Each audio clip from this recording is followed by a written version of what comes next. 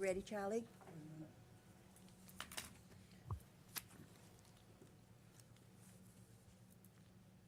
Thank you. Good evening. It's the Groveland Board of Selectmen's meeting of December 15th, Monday evening, 6 o'clock. We'll call the meeting to order. At 6 o'clock, we usually have time for residents to come in to make a comment. We have ground rules about public comment. I don't know if we want to reiterate those at this time, so people watching at home might know. Would you want to do that? We can do it after the Pledge of Allegiance. All right. I'm sorry, I forgot the Pledge of Allegiance. So important. While it's still legal. Well, it's still legal.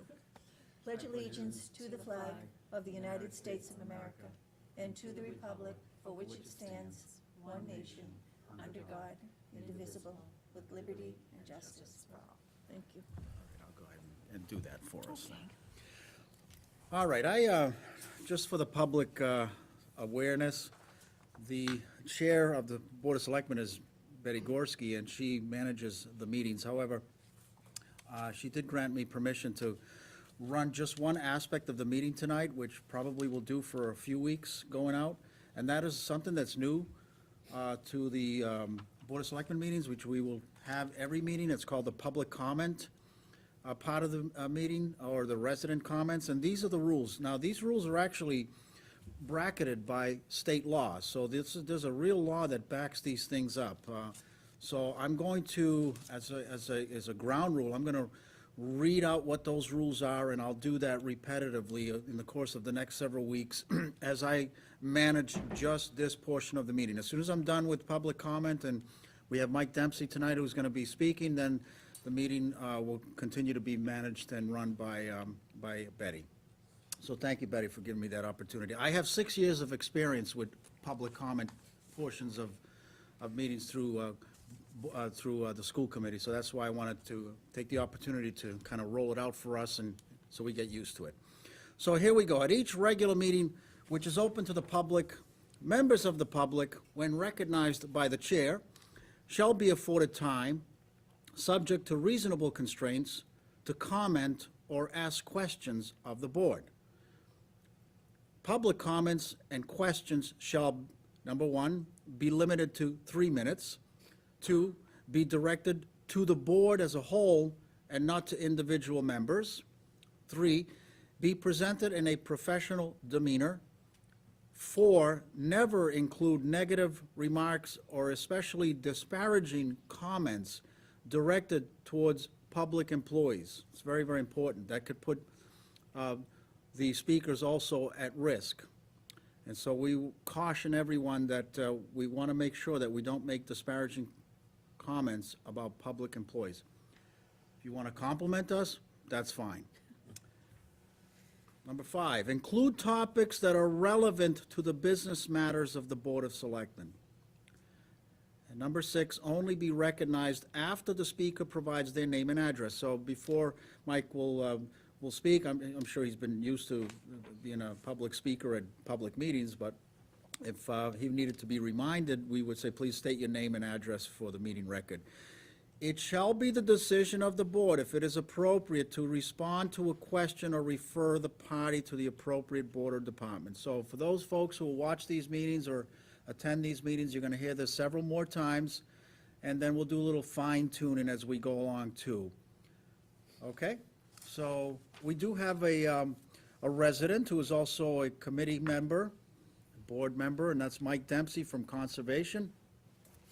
And Mike is going to talk about a couple of items. One of them happens to be an item that's on the agenda, and that's the Yema Road, which is on the agenda tonight. I did take a walk through Yema Road with Mike and also Jim Freer and a representative of Aggregate Industries, and I thought maybe Mike could take just a few minutes and kind of give us a little bit of information, what his thoughts were about that experience.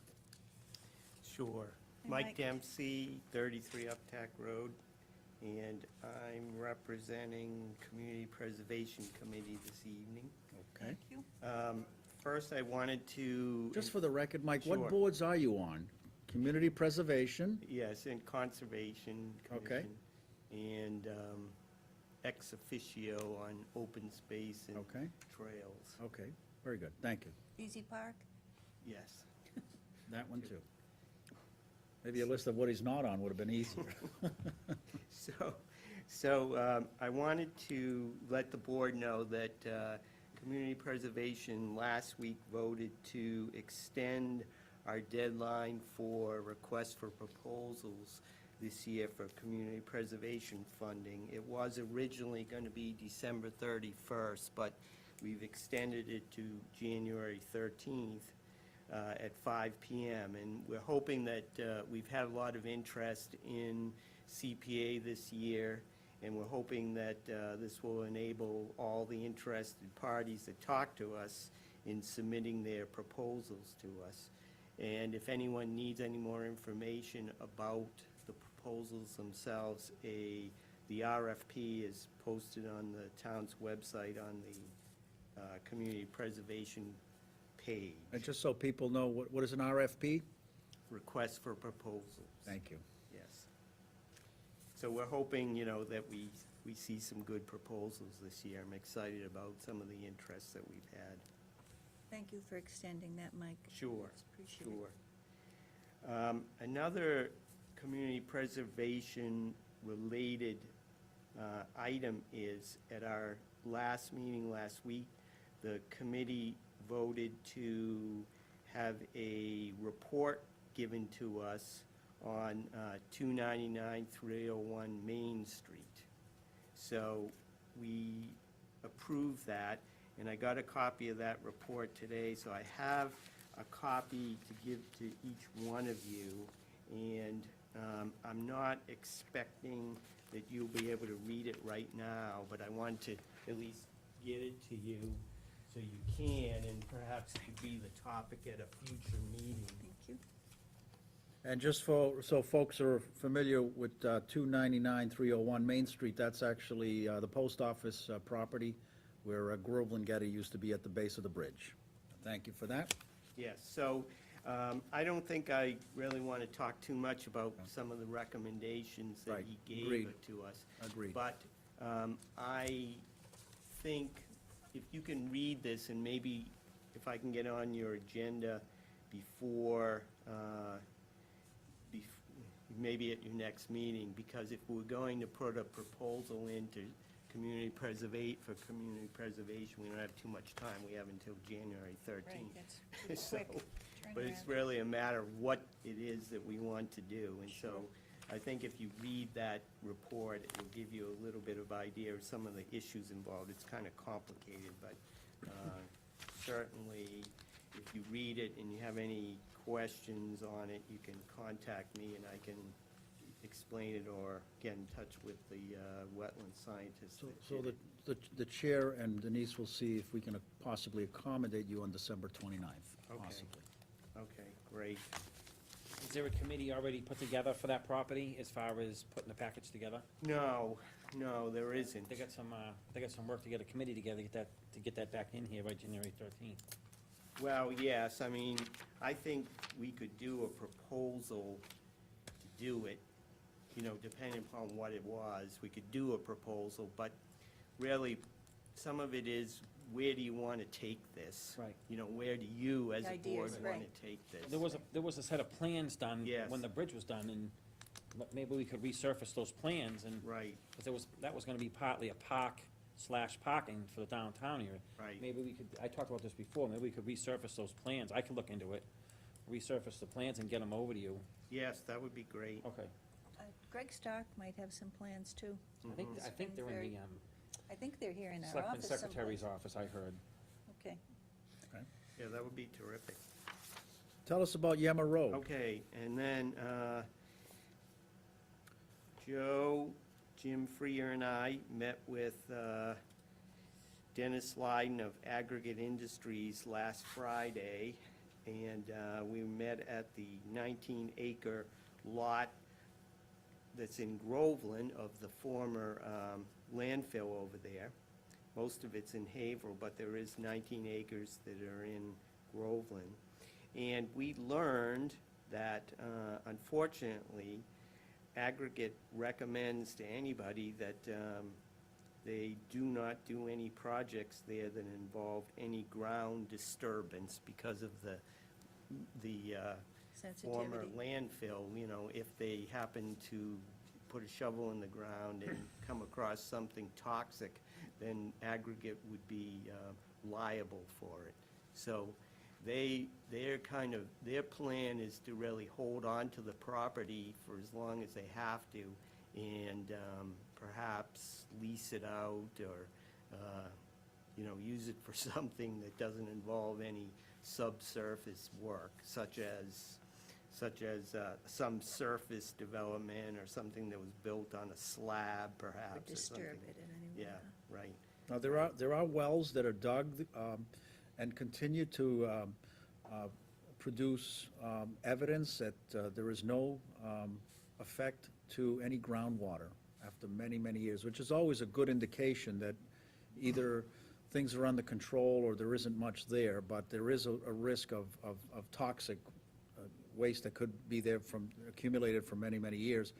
And so anything that requires any type of digging could be a liability that they're not going to take.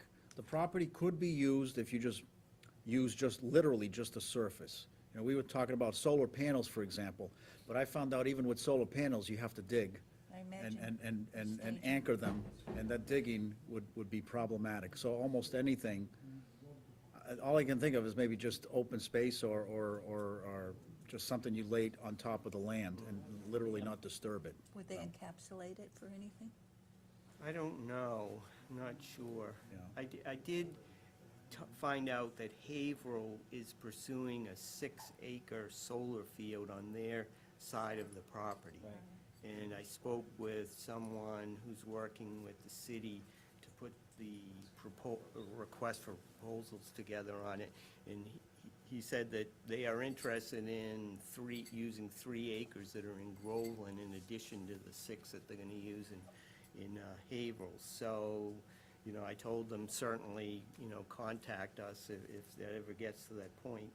And Isn't it still a risk for Haverhill too, whatever they might do there? it would be the same Same- risk, same. yeah. Mike, isn't the risk is a lot of the leach out of the dump, am I correct when I say that? It was a lot to do with the leaching of the dump onto that Yeah, land? that's okay. Okay. No, because they are monitoring, as Joe said, they have monitoring wells, and there's nothing no. polluting the water Right, there's now. nothing being polluted. Yeah. But Aggregate's property's not polluted either. There's nothing wrong with the property. I mean, no one said there's anything contaminated in there at all, no. No, but they don't know what's You start in the digging there. ground. Right. So if they dug in the ground and they came across something, Then it's then gonna they open a would can of have worms to for them. take care of it, Right. yes. Now, Aggregate Industries is paying taxes on the property. They did get an abatement a few years ago inside the 100-year floodplain, I think it was, is that correct? And it is residentially zoned, so if there were any commercial uses, they would have to go through the permitting process for non-conforming use. Is that correct? Right. You know, we just went through the landfill issue with Haverhill, and we had to pay a lot of money for the years that we used it, so I think we'd be a little nervous about doing Sure. anything over there. But I thank Mike for. Yeah, I'm glad you told us, Mike. You told This us, is more and I wanted to information. explore it because I think we've all had an interest, and you share that interest of, exploring ways in Groveland to expand the tax base. We have very limited opportunities to do that, so Yema Road does not look like an extremely good appealing item right now, Right, yeah, right. so, but thanks for the Thank you time. for doing that, Yeah. appreciate it. Yep. Very That's good. it. We'll All see right, you thank probably you. on the 29th, Mike, huh? Yes, okay. Okay, thanks. Very good, thanks, Thank you. Michael. You Good. gentlemen, did you Oh. come for the public Thank you, Betty, comment section? No, Okay, for a common vitulus. we have a license to Application for a used car license? put on. okay. What business is that? We want to do a car dealer, A car dealership? yeah, Used cars? used cars. Did you have this before? Are you looking for A a while renewal? back, I had it. Did you let it I go? have Eddie's Auto Body, Okay. that's me, All right, and I just want to do the right thing. Sure. get a license. If I may, we actually don't have that on the agenda this evening. It's on for the 29th meeting. The 29th meeting? Yes. Okay, but nobody had called us. Yeah, I They mean, didn't? We tried at 2 weeks to try to get it through, and we went down there and Okay. ended up here All just right. to see where we're at. I'm sorry that you didn't get a response. Well, I guess she retired, Nancy retired, I think. She's in the process of Yeah. retiring. She is retired, but she's working, right. tying up some loose ends So for us. we're on for the 29th. 29th, yeah. You're on for the I- 29th. I- Good. And you have all the information you need, Denise, from them, or Nancy does? I don't know. Will you That's- ask for that I will tomorrow? check, yes, but we do have it on there for Has the 29th. paperwork. Okay, We good. dropped- Yeah, I dropped it off to you. Yes, I know you dropped it off, and I left it with Nancy, All because right. I'm not sure what's required. December 29th. Sounds good. Okay. All right, thank you. Bye-bye. Have a Thank nice you. Christmas. Yeah. Thanks. Okay, we need to approve the warrants and meeting minutes from November 17th. So if somebody would like to move the payroll warrant, Okay, want me to do If I that? may just, I'm sorry. Sure. Just so that you know, you did not sign the bill warrant this evening. I have the dollar amount, but I'm having some issues printing it, so I've been waiting for support to call. So you actually didn't have anything to sign, but we do have the total to vote on. okay. So you will just sign that next time as a Okay, formality. all right, sounds good. You need us in earlier for that?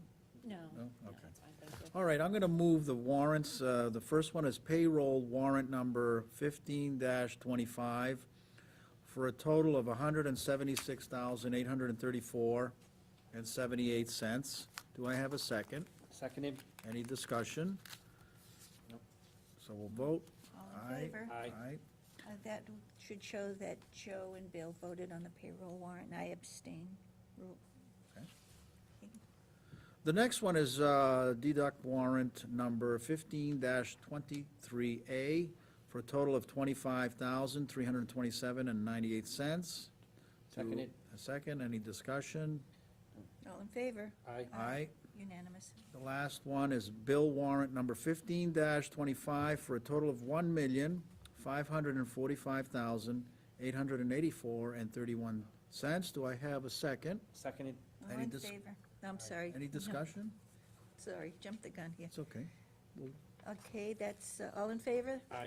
It's unanimous, Aye, correct? yeah, that's right, Thank you, yeah. thank you for doing Thank that. you. And you abstained from the payroll I warrant? did, Okay. absolutely. Abstention, And okay. we have meeting minutes from November 17th, and they appear to be in order. As far as I'm concerned, I don't feel there's anything that needs to be changed or added, or... Do I have a motion to accept the minutes from the 17th of November? I'll make a motion to accept the minutes from the 17th of November. And I'll make that second, I'll second that, and any discussion? No, not from me, I'm all set. All in favor? Aye. Aye. Okay. And we're going to adopt the Domestic Violence Leave Act policy. Do we have to read this into the record? No, I Okay. don't believe so. Okay. Do I have a motion that we accept the Domestic Violence Leave policy, please? I'll make a motion to accept the domestic violence leave policy in the town of Groveland. So moved, and any discussion? Any discussion, Bill? Nope. I'm all set on that, Joe. No? All in favor? Aye. Aye. Okay. Bill, you made the motion, right? Uh-huh. Okay. Bill second. Okay, I gotta write that down. So this policy will be going out to all employees. I'm just letting them know their rights under, if they are a victim of domestic violence, and they are required to sign it, and we keep a copy in the personnel file. Okay, thank you. Okay. Now, we have Town Council's response to Bill Angelini's attorney regarding the P&S issues. And we have copies of that here, correct? It's the one in the top with the, Okay, so the well, two highlighted sections are the ones that you need to, the water department met previously and did vote that their understanding was exactly as our council has laid out here. You just need to reaffirm that if you feel the same way. Okay. Well, I do agree that that's what was agreed upon. I don't know how far back that was, but it was quite a while ago. So do we have to vote to make these changes or to stay the course here? I think you would just need to vote to allow Jonathan Eichman to respond Okay. as he's identified here. So if you agree to this, he will send this response to Bill Angelini's counsel. Okay, I'd like to make a motion that we accept Council Eichmann. Eichmann's recommendation as written, and to send the responses to Mr. Angelini's request regarding a number of items related to the earth removal permit of, on Center Street. Is this all under the earth removal permit? It's other things, isn't it? Correct, so item number 2 is with regards to DeWorth Street. There's been some back and forth on that and whether or not Mr. Angelini would grant the water department access to that street. This is saying that, yes, he will in fact allow the Right. water department to use that street to put in service wells. Okay.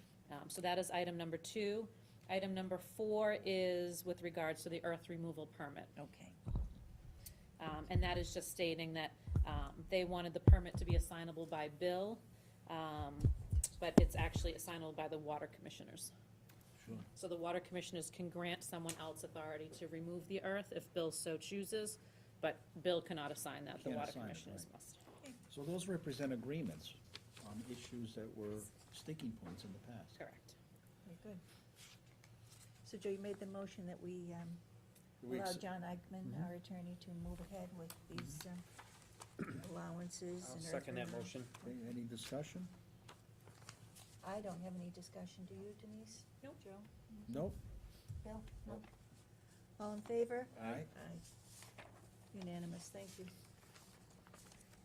Does that put this to bed now? I'm assuming so. I believe these are the final issues to close that out. Very good. We had somebody come in the last time we met, last Friday. Do we have to vote something regarding Mrs. LaFrance? Okay. You have something, Bill? Okay, so, last week, Last Friday? Mrs. LaFrance came before the board in the Selectmen's open residence time, and she has some concerns of the 441 Main Street project that's going on. And some of her concerns, her and the neighbors have listed in what you guys have in front of you, a long list of her concerns. And her main concern is that these concerns are not being handled by our code enforcement officer. And it's been, has given them in. She, these are alleged violations. Right. Correct? Right, From the neighbors. from the neighbors, right, Okay, so- right, And they do cover other boards. Right. It's not just. right. There's other boards Yes, involved. Yeah, she's I- identified several other I think parties. all these boards, Bill, Yep, we were sent letters to. right. Okay.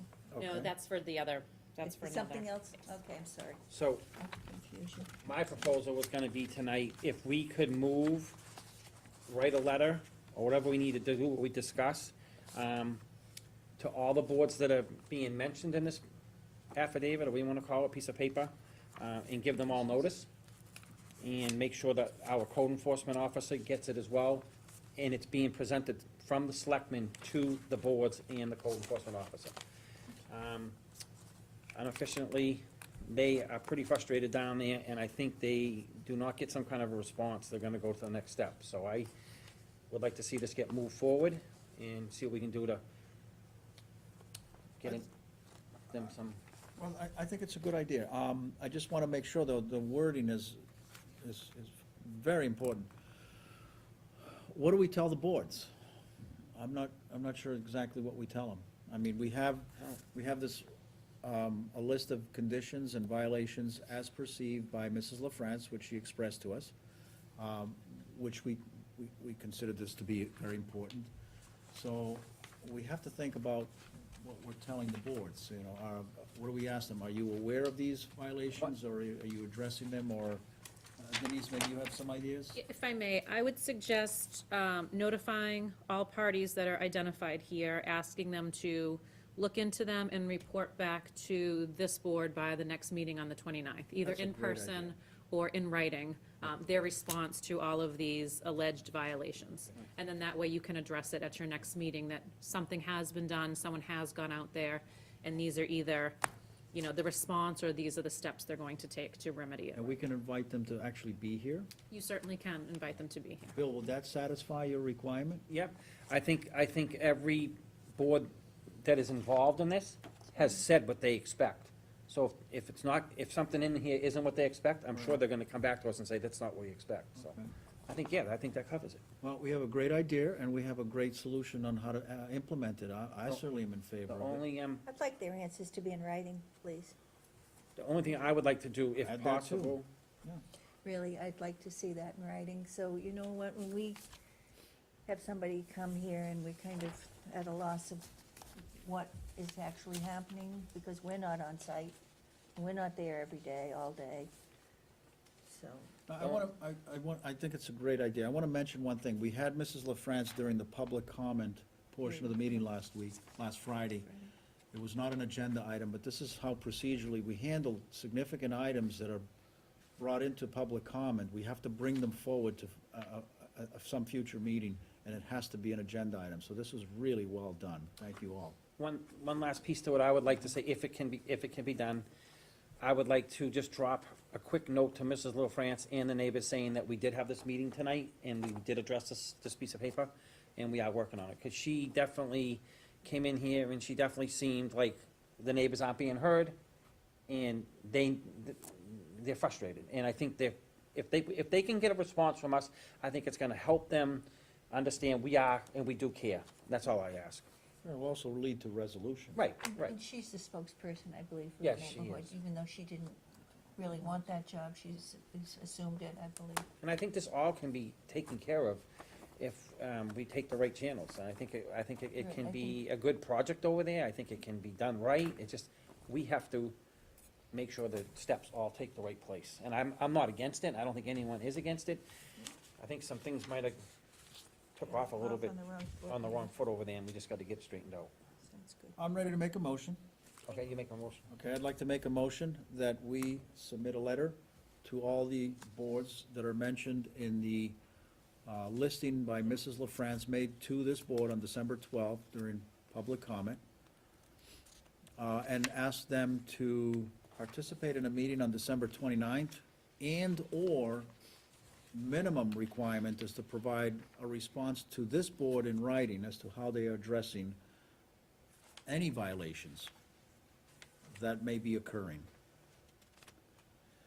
Second to that, I'll put it in the same motion, second to that, we'd like to send a note to Mrs. LaFrance that this is the action that this board has taken.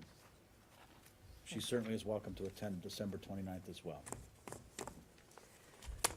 Second on Joe's motion? I will second it. I was just trying to think of something. Any discussion? It's a motion on the floor. The discussion would be, and I guess it doesn't really matter if we get a response back. A lot of this pertains to the code enforcement officer. I don't know if it was, we can't force anyone to come here to Well, that we can- meeting. we Could can- ask them to you come say- to that you- meeting. If you'd like I him to think be at at this that point meeting, in you time, can we ask really him to be should at have the this code enforcement officer come in and sit down with us, and let's discuss it. Without everybody present, we can't find a solution. It's gonna end up being a partial all boards meeting, and that's okay. That's what it is, that's what it is. We would like to, Denise, will you do the letter? Sure. Okay. We'd like their attendance here on December 29th, and we need a response prior to that, because we need to have it on our desk here, read it before the meeting.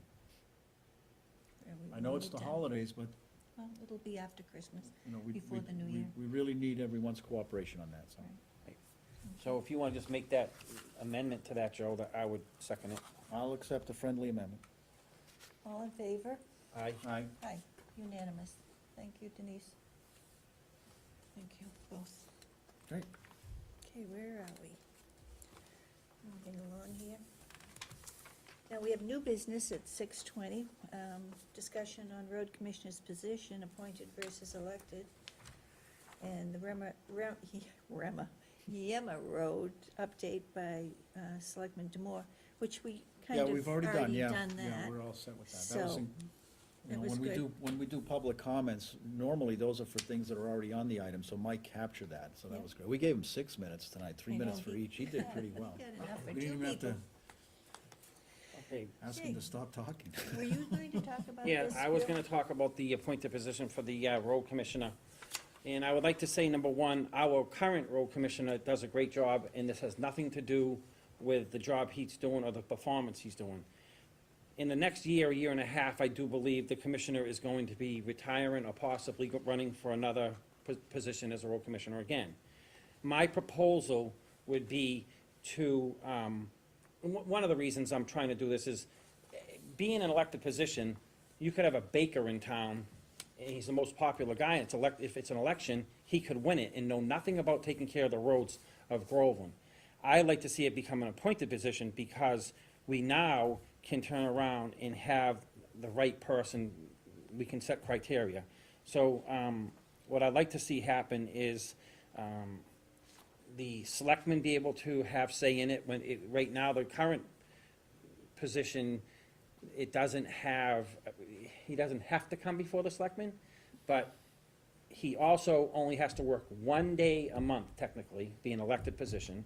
And I think we need to have more, say in what goes on. And I think that if it's done right, we can use our current commissioner to come up with some nice guidelines and what he expects the new person coming in would have. And some of the proposals I wanted to see the town building facility, brought under that capture. I like to see the Pines facility, management of the Pines under that. I like to see the cemetery facility up there under that as well. And the parks, management of the fields and all the property of the parks brought under that as well. And again, I would like to see a committee put together, we have time, that's why I'm trying to do this now, that could come up with a set of criteria that this person running or gonna be appointed from us would have, and what they need to know. And again, our current commissioner could help hopefully put that together, and a committee, we could have put that together. Betty, what's your thought on it, your feelings on it? Bob Arakalian and his crew, staff, does an excellent job. We call on him for things outside the realm of road commissioner. Whenever we have a project, we always say, can Bob and his guys take care of this for us? And they do. He's always available. He was here last Friday night with us, but we have no assurances that going forward, after Bob retires, that whoever might be elected would do that. They might say, I don't have to go in there and see them. I'm busy, I'm doing other things. And as Bill said, he's not mandated to work more than a very short period of time each month, correct? So to replace Bob's gonna be a great undertaking, but, and Bob Arakalian supports this himself. He has lobbied for this many times, and it just hasn't happened because I guess people want their right to choose at the ballot box whomever they wish. But there are lots of reasons why it should be an appointed position. And as Bill said, somebody could not have any skills in knowing how to hot top a road or build a ball field and get elected to the position. So that's why I think the appointed position for a road commissioner is very important to us. And again, I can't echo enough kudos to Bob Arakalian for the great job he's done. And he will be missed, because I don't think we're gonna be able to call on somebody as quickly as Bob's always responded to us. I have a couple of thoughts. If the role was expanded into an appointed one that included also the management of, for example, town building and pines and cemetery and park management, would we have to, and this is a question to Denise, would we have to invoke the home rule petition and have a law passed by the general court first? I'd have to see what your bylaws, because you don't have a Yeah. charter, you would Right. have to probably take that I'm almost route. sure that, so we would, and what would we call that position? Highway? DPW or? DPW, okay. The second thing is, I've historically not been in favor of removing elected positions from our town. But I've changed that, and I've been very public about that, because one of the reasons why I would change that, and one of the reasons that I advocated so strongly for a 5-member Board of Selectmen, is that some key positions should be and could be converted from elected to appointed, because we've added 2 members on the Board of Selectmen, and I think it doesn't solve all of the issues, but at least are not subjected to just the rule of 2 or a supermajority with just 2 people. So with a 5-member board, an expansion of board, a little bit more of a voice, I feel very comfortable converting this critical position and possibly also consolidating by home rule petition process, that position into a management. And thirdly, the most important reason to convert, in my opinion, from elected to appointed, is that we can look at job descriptions outside of our town. We might not be fortunate enough to find someone qualified within our town borders, and we can go outside of our town borders if we appoint. So I commend you, Bill, for being really focused on this and driving it. One thing that I forgot to mention is, our current department is down, they need more men. And this would also add a person in the criteria of this job. You could say, well, you need to work, you gotta be there 8 hours a day. So you're adding a guy on the department as well, which would help. So, that could be an asset too, And I guess employees would be more interchangeable in terms of doing Right. work at the Pines and work Right. on the roads and stuff. That's Well, good. I mean, I don't wanna say anything, but the other day, I was driving down a road in Groveland, and I saw one of our cemetery workers at his home. And that was from 9:30 to 10 o'clock. I mean, there's no one managing our cemetery, there's no one. So I don't know, I He mean, has elected commissioners, so. right, I understand that. I- Right, I'm not blaming the No. commissioner, they're elected commissioners up there and they're not there 8 hours a day babysitting them, because they're only elected commissioners that come in once a month. So So- the big challenge to this is we don't have that much time, as much time as you think, because if we are going to pursue this, and we're gonna need to look at the home rule petition, we'd have to convene a committee. That committee would have to recommend to us by next spring whether or not, I would say by town meeting, whether or not we should do this. Then we have to have a town meeting vote. After that, we've gotta go to the state, ask them to write a law, approve it. If we're lucky, that'll be done by December of next year, and then the year after that, we have to vote it at the ballot. So if we said yes today, we'd be in a, we'd have to get it done by 2016 and move at a pretty decent clip. Like, we need to, talk about convening a committee pretty quickly and getting it ready for town meeting of 2015. Yes vote there is required, then we go to the state, and then after that, the state says yes, the governor will sign it into law maybe by next December, just before the end of the session, and then it comes on a ballot in 2016. I think we go to town meeting and then on to the ballot box, correct? That's to pass both places? Correct. Both places, but in between is the law that has to Oh, be. yeah. How long would the law take? Say it again? We'll have to How long would shepherd that that take? through the State House somehow. Yeah. Watch that carefully. I'd have to call on Bruce Tower. I don't think it's anything we or should Lenny sit Hare. back on, I mean, I'm working Yeah, on it, I'll we'll keep do it. working on it. and Okay. Whatever it takes, I mean, what's our next step? Our next step Well, I would be think to as find soon out as if the Denise law's a law. confirms that we have to do the home rule petition the way I just outlined it, then she can let us know next meeting, and then Bill, I mean, maybe Yeah, you can join this committee, we'll ask Bob, and Yep. we'll ask some folks, and we'll give them a special charge of this Board of Selectmen to go ahead and do the work with the charge of get it done by March, because we gotta get it ready for, town meeting of this year. Our roads in Groveland have grown since I've been here in '86, and they've grown a lot. We have a lot of miles of road. And it's getting to the point where you really gotta have someone that knows what they're doing. You gotta have the right person in there. We have a lot of plowing. They went from 1 truck to 4 trucks on the highway now. You know what I mean? It's really growing, and it's not something that, I mean, what's he running for a budget? He must be running a $2 million budget over there, right? That's nothing for someone that doesn't have the right criteria to be doing, I think. So I think we should press forward and have Denise find out about the home rule and get us an answer, and then How we need to proceed. I'll try and get a committee together, start working on some people and putting a committee together, and we'll do what we gotta do.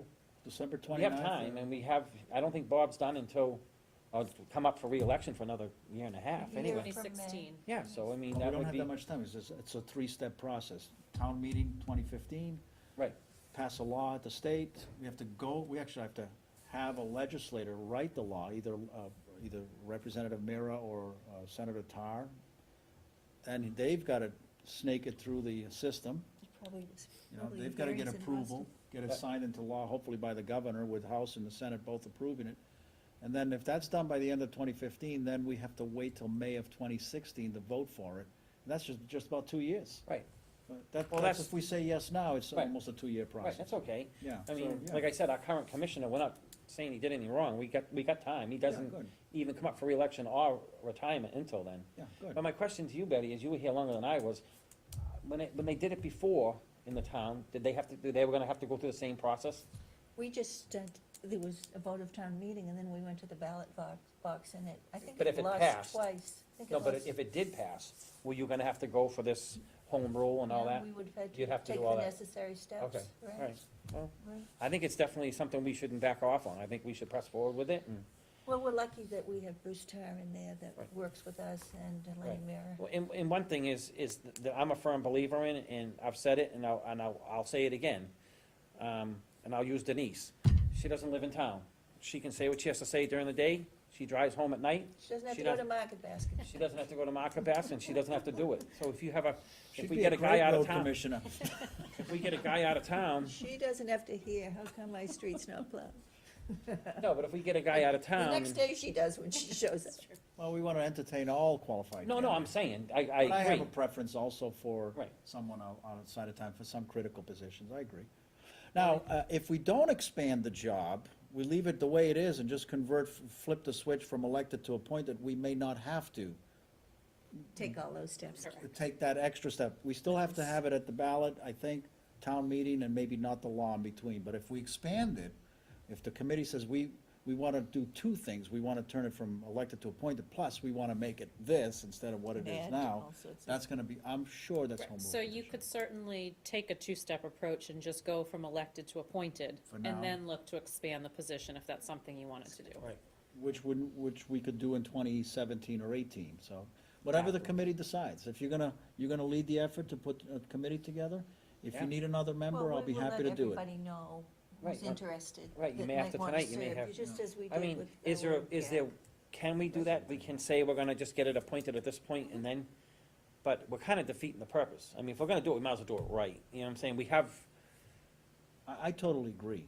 I totally agree. I think if we're gonna convene a we're gonna meeting. do it, and- let's just do it right and get it done the right way once and for all. I don't- If we, because we have 2 years, so we have a 2-year process, so, I'd be happy to be on that committee, and it would be posted, because there's 2 of us on the Board of Selectmen, but, The thing is, or is, Betty, if you'd like to do it, if you'd like to last join, time at the, you'd like to do it instead? Whatever, yeah, we can the last talk time at the about that. ballot box, it almost passed, but it failed. It would fail by a few votes. Right, and I just think if we had a little bit more PR done on it at that time, I think it might have passed. I think a lot of people are a little bit confused. I think if we do the right PR on it from now till then, and before it gets voted on, I think we can get it to go through the right way. I don't think a lot of people in town realize that the current position right now only requires 1 day a month. I mean, if they knew and understood, I might run for it. No, it's, point's very well taken, so, all right, so we'll look forward to Denise letting us know on the 29th, and Do we then. need to vote to say that we all agree on this to move? No, okay, just a it's just our consensus item, yeah. consensus, okay, good, okay, very good, thanks, Phil. No vote on that, very good, well done. Okay, and we took care of, we need to approve minutes from the 24th of November, correct? So these are not for vote, these are for you, just as your correspondence, to read them for next meeting. Okay. So they're on the agenda for the 29th. So the 12th and the 20, okay, Correct. both of those, okay. Correct. And now, we have our letter from Liam Sullivan, who's a member of the 4th grade Decided. Yes. at Bagnell School. And he said, "Dear Groveland Town Hall," he wrote this on November 13th. This was a project that the 4th graders all did over there. "Hi, my name is Liam Sullivan. I think there should be an indoor-outdoor sports club in Groveland. I think that's a good idea. Can't put it on Yema Road. Reason one, because it would be a place where you could play any sport you want and have the best time ever. Reason two, it would be a place you could go and practice your favorite sport. Also, a lot of people would go because not a lot of Groveland's people, well, they don't have a big backyard or a front yard, so they can't play anywhere. So they would go to the sports complex, sports club. Reason three, I think adults could go to use it too. Another reason would be kids would have a fun time swimming or playing basketball or any sport they can think of. That is why I think there should be a sports club in Groveland. Sincerely, Liam Sullivan. I think he lives on Apple Blossom Way. He does, he's your my neighbor. Okay. And what a great thought It's, from it's, Liam. it's ironic that he wrote this letter because there's a gentleman in town, that is currently trying to possibly purchase the land off of Salem Street, which I believe is owned by Aggregate Industries, and he wants to do this behind there, Or Should we- T-bone? on his property. On It's a the- different, okay, he's oh, selling. all right. And he wants to do he said he wants to do hockey, baseball, soccer, a whole indoor complex up in there. And he's looking at it as we speak, and I don't know, I haven't talked to him lately. I think I actually had sent him to poor Mike, but, because I said, I knew there was some issues up there, and I said, before you sink too much money, why don't you go see Mike, and he'll bring up the speed on it, but he is currently, and he does definitely wanna do a sports facility up in that And he's a property. Groveland resident? He's a Groveland Oh, resident. great. So he knows about the community and Yep. our, Yeah, he has a lot of young Character and kids in the personality. school and what have you, and well, you have should a- you put him in touch with Liam? maybe I should. So we have a willing buyer and a willing seller. Now There we you need go. the willing buyer to talk to Mike Dempsey for initial workup in terms of what's possible on that property and I did speak with him on the phone. what the restrictions are. So maybe we can bring that forward as a few, seriously. Would you be able to, would you invite him to a I've meeting? already have invited him, Okay. and, Would you be willing he to come in wanted and to talk to us? conservation, he wanted to briefly talk to planning board, and then he was going to make an appointment to come see us, Okay, good. so. And that's in the works with the conservation. Very good, excellent. And two other little boys that I know of, and I read something similar to this, they wanted to have a drive-in theater. So the whole class was talking about what we need in the community, which is kind of neat, don't you think? Looks like the future leadership of I this think town is so. assured. I think so. They're on Just the a- right track, aren't they? That's for sure. Very good. Thank you, Liam. Great job. Okay. Did you want any input for us for the December 29th agenda? We've already got a couple of things on there, Yep, right? so you have a draft of what's on there. I have a few more to add from this evening, and then I will send another draft unless there's something that one of you specifically wants on there. Okay. So Eddie's Auto, Body, yeah. Will you get that? oh, info? you're gonna look at the application? Yes, well, it's on there, because we would need to Oh, vote, so you- it's on you got under it on votes there. of the I'm sorry. board I'm as the looking at used it. car license. Yeah. But I will find out if there's anything Okay. else he needs to All right. provide prior to that. All right, so this is good. This is a good draft, and then if we add the two items we talked about tonight, that's a full meeting. Yes, this is gonna be, Yeah. That's great. okay. Denise, is it time for your report? Yes, just a few things. So the first letter in there is a draft, if you'd like to read it. That is for your all boards meeting for Yes. January 17th. I really didn't know specifically what you wanted to focus on, so I just made it to increase efficiency, improve communications. But those are the departments, boards, and committees that you identified at your last meeting or a few meetings ago. So if there's anyone else you feel should be invited or anything else you want to mention as a reason for the meeting, let me know. Otherwise, I will send this out to all parties tomorrow. Let me take a look at just who's invited.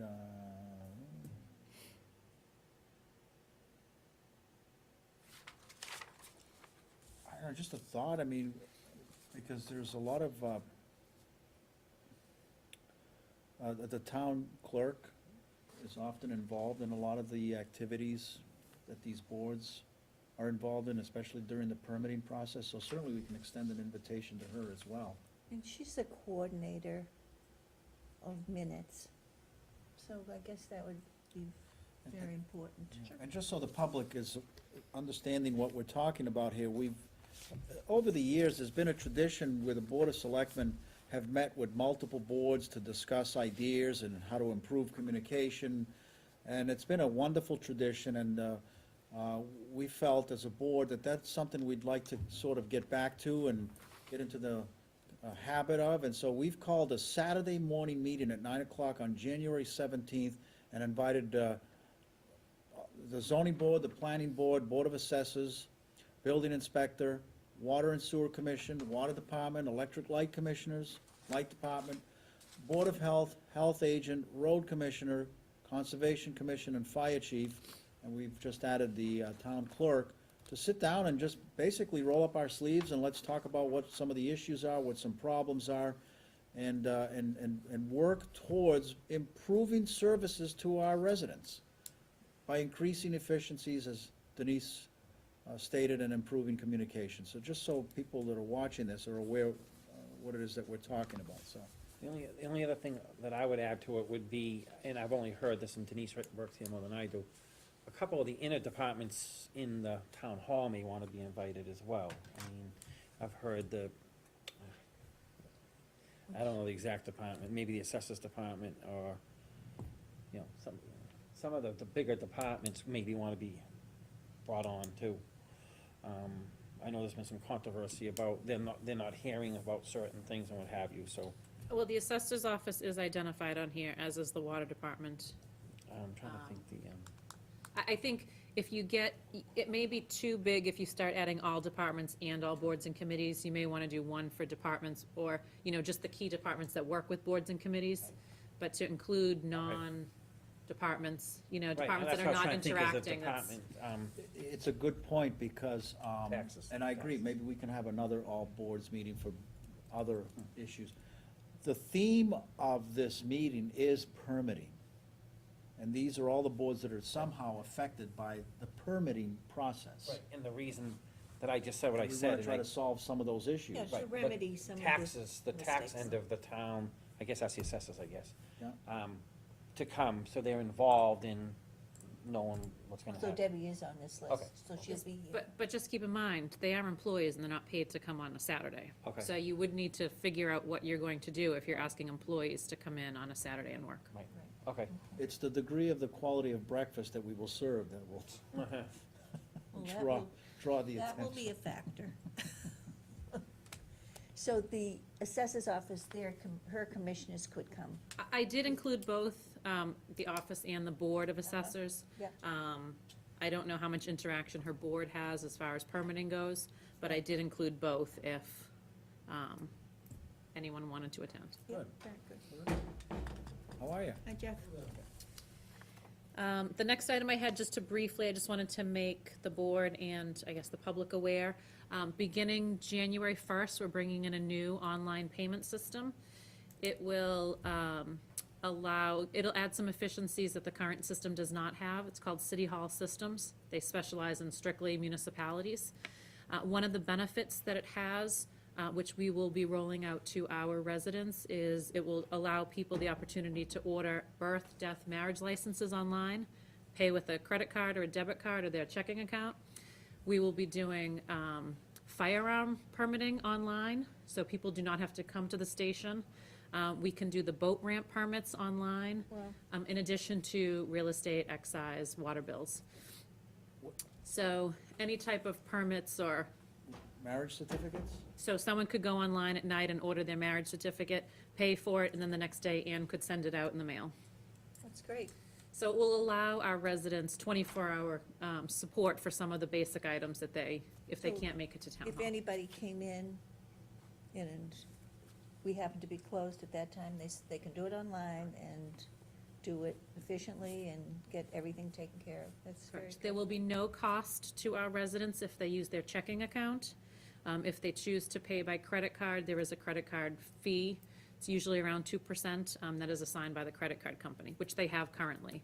But this would allow them to pay their tax bill, their water bill together in one cart for no fee, again, if they use their checking account, and then order some of the basic permits. And the nice thing is we can implement as we go, so if the Board of Health says we have a permit we'd like to offer online, we can roll that out very quickly.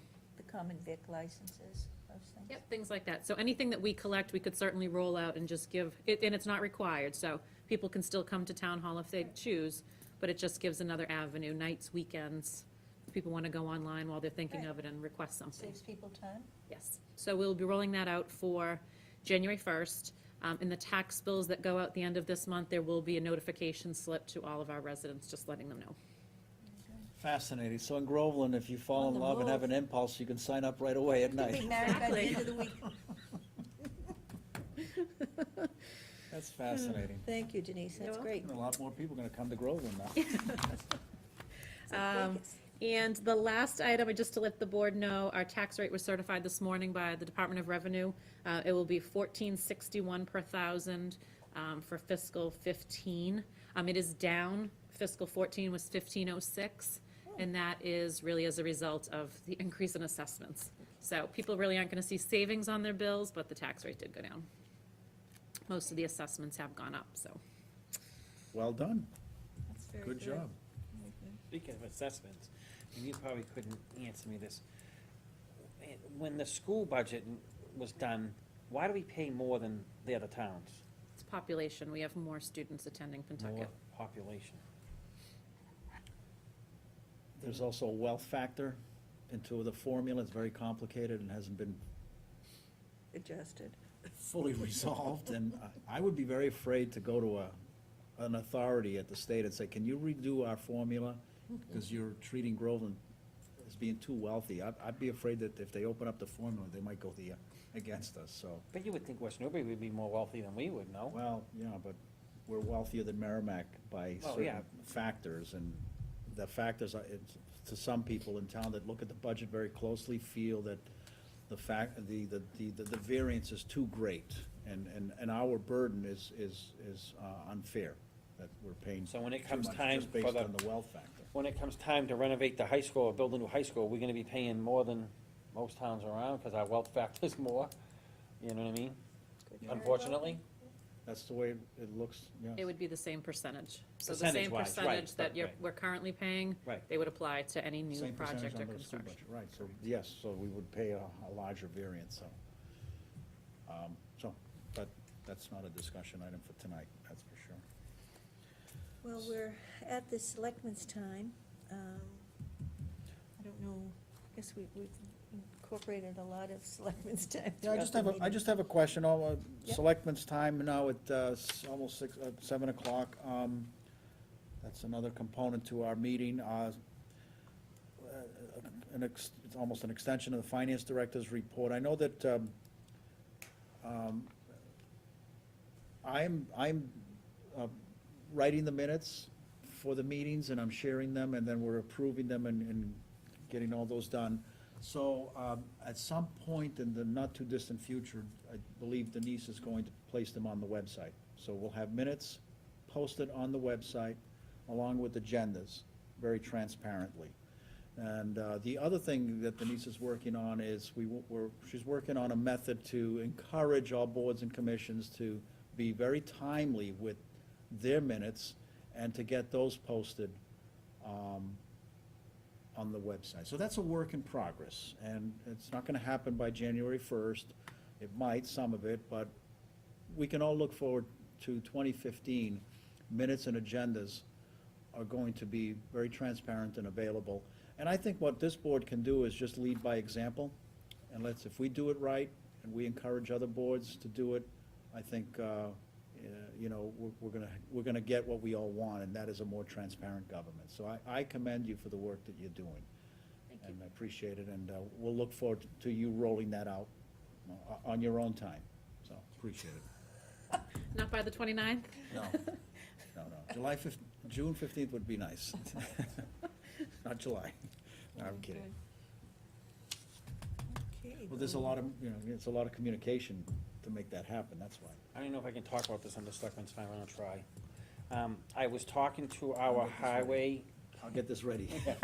I was talking to our highway commissioner, and I was mentioning to him about how the town needs space, and he told me to kind of refer, I guess, that if you need any help, he's willing to help you, whatever you need to do to help move stuff, move shelving or whatever, so.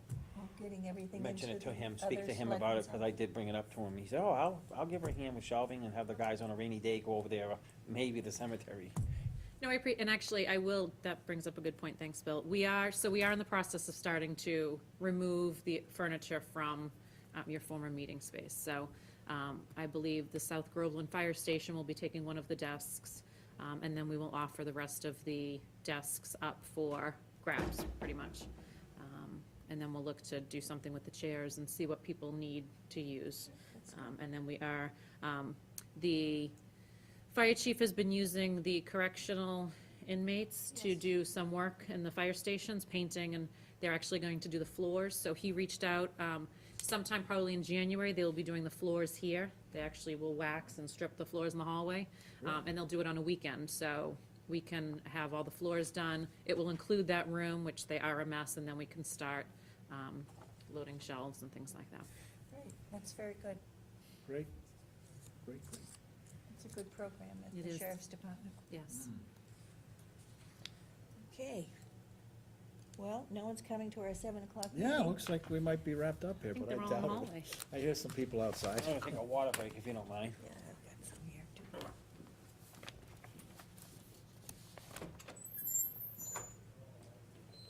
Little recess, Tracy, what do you think? Oh, I think they're on their way, I don't know. They're here.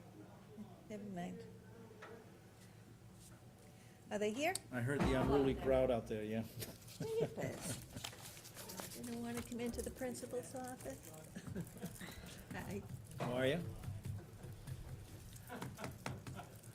Hi. Hi, how are you? How are you? Good. Good evening, good evening. Good evening to you. If you're on the finance committee or capital committee, we've even made room for you at the table. Yeah. Okay. We'd like to have you here. Join us at the table if you can. We really would like to have you. What's that?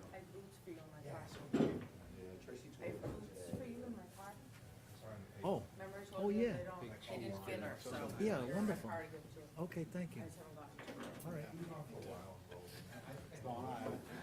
You want to turn these on? How are you? Oh, yeah, looking very fancy. How are you, Bill Cook? How you doing? Good, how are you? How are you? Good. Thanks for coming in. Sure. Am I sitting like that, speaker? Any place we can, any place you You're like. loud, you don't need to sit right in front of Hello, hello. Hi, Tom. Favorite Three Stooges. Finance and capital improvement to discuss upcoming budget season. And specifically Chief Lay's So you presentation. wanna look at the whole? Yeah, we want to look at it together, the three boards. and- Sure, I brought copies of. Great. Tom, we've made a spot Sit for you up at the here, Tom, table. with Would you us? join us at the table? Okay. Please? Did you want the whole, we want the whole committee up here, didn't we? Get it ahead of the Want the whole committee up here? Yeah, whoever's in the committee, I think it's important. that Okay, John, Kevin, Have a have a seat up at the multi-board table here. Presentation here. The chief is going to present to three boards, so let's have all three boards up here. We've got extra mics. You got it?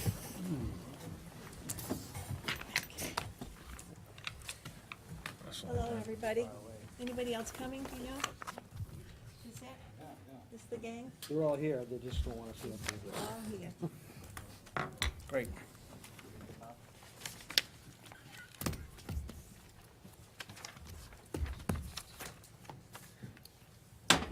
We just thought it would be nice to get together early before we get moving along with the budget and requests. And I know, Jeff, your committee starts early meeting with people. Bill, anybody been in to see you yet? You have any appointments? We haven't had any yet. Okay. Do you have an idea when those are gonna start? Possibly January is Okay. usually when we get Okay. started. All right. Very good. And you'll work closely with Denise, everybody, and Board of Selectmen, and make Yeah, usually we recommendations? start off the year with they'll get the whole list all together and we'll set up all the dates and get ahead of it. Very good.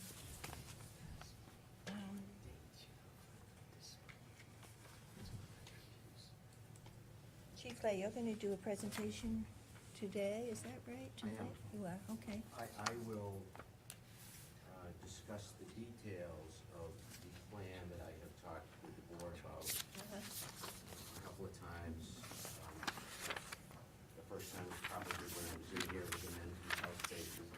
And we talked once again after that. I've had some very productive meetings with the Capital group.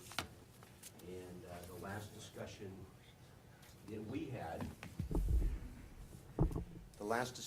we had, we agreed that it would make sense for me to present to the financial community, the four groups, if you will, versus shopping around one at a time and continuing to tell what I feel is the same story. But a lot of times what happens is the questions that I get from certain people are maybe not the same questions that you ask, so you don't get the same responses. So I'm all about, putting it all on the table. I've been that way since the beginning of this, to tell you where I'm at, what I'm thinking, and what I think the opportunities are for the town of Groveland. So I gave a presentation to the Capital Group a couple of weeks ago.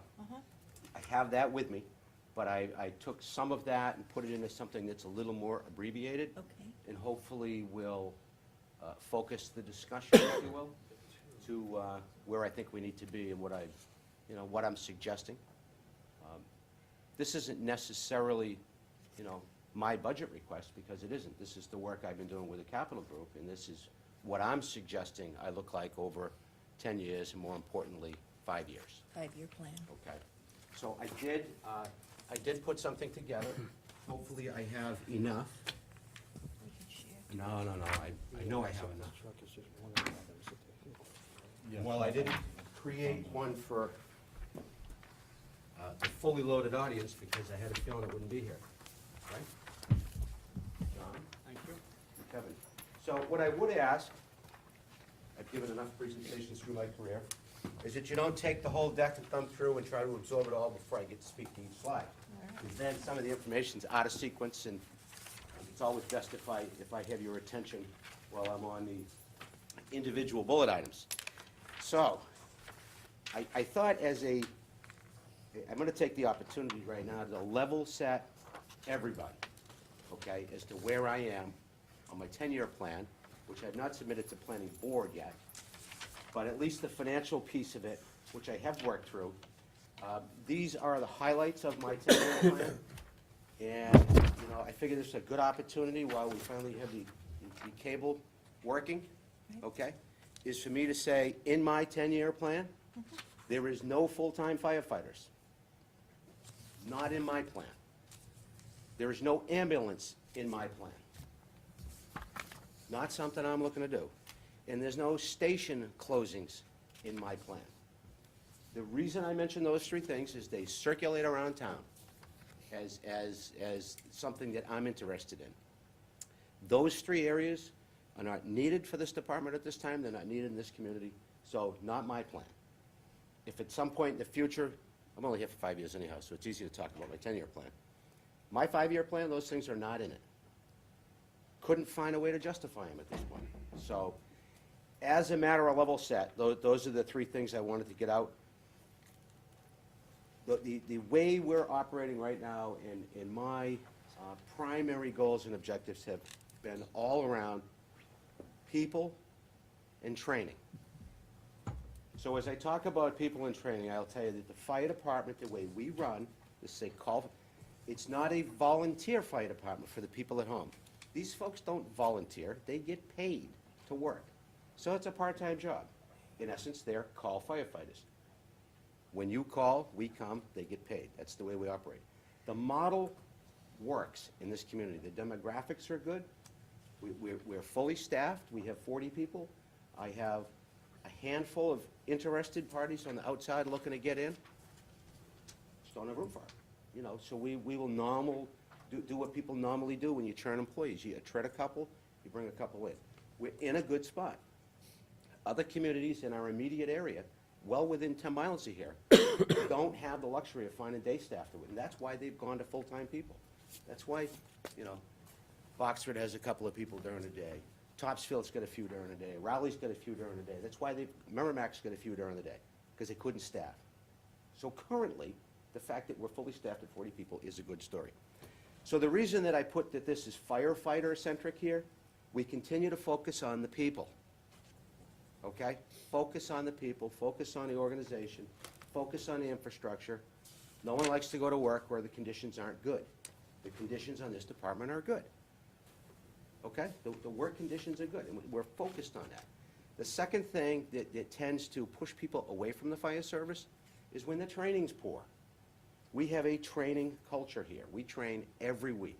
We make it our business to get in and train, always teaching something, okay? If you're not growing in this business, you're in a bad place.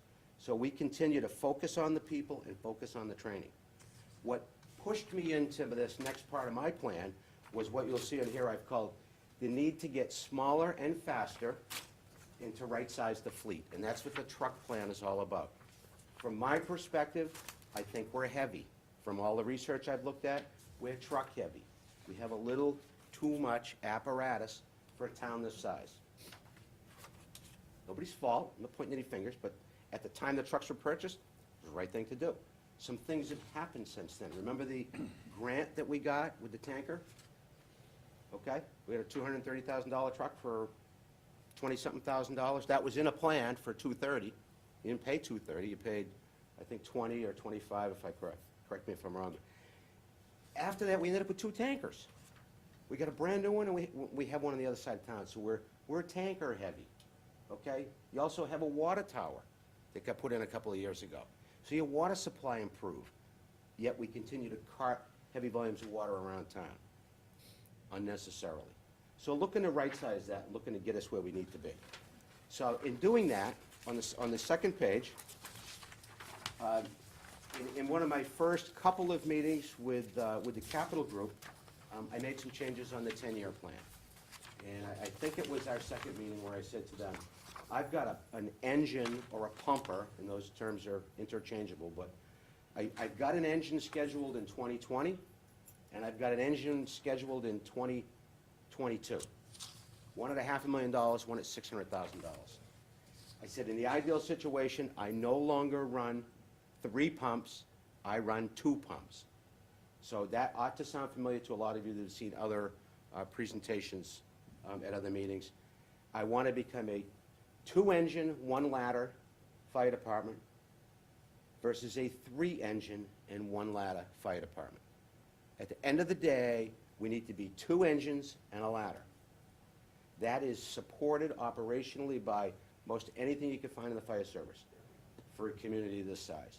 Our ISO rating came back, stated 2 pumps is all we need. 2 engine companies, that's all we need. I'll just tell you on a side note, for a working fire, so you go to a fire, right? This is the big event, or at least it comes in as you get a working fire. The response to that should be 4 engine companies and 2 ladders. How we do that? We supply 2 engines and 1 ladder, then we get an engine from West Newbury, an engine from Boxford, and a ladder from Georgetown. We're now 4 and 2. So the response is there. It's pre-thought out, it's planned for, it's how all other communities work. Obviously, we'd never have 4 engines and 2 ladders, and if we did, we'd be able to staff them anyhow. So this is all about looking at what the ideal need is and then getting down to that, okay? So in the first meeting with the capital folks, I came off an engine for the 10-year plan. I reduced Squad 1 from $200,000 down to 100. I have 85 here. Down to 100, and I've since brought that down to 85. That's a realistic number. We've rethought that truck and what that truck is used for. Okay, so we had an opportunity to downsize that particular vehicle.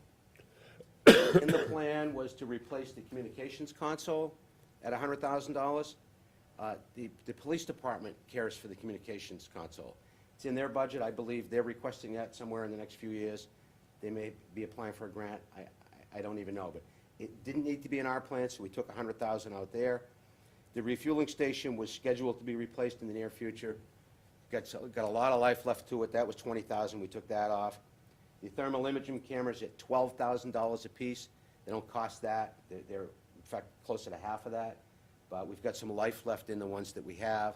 That's an easy piece of equipment to get a grant for, because grants are more easily obtained when they're low dollars and are attached to firefighter safety.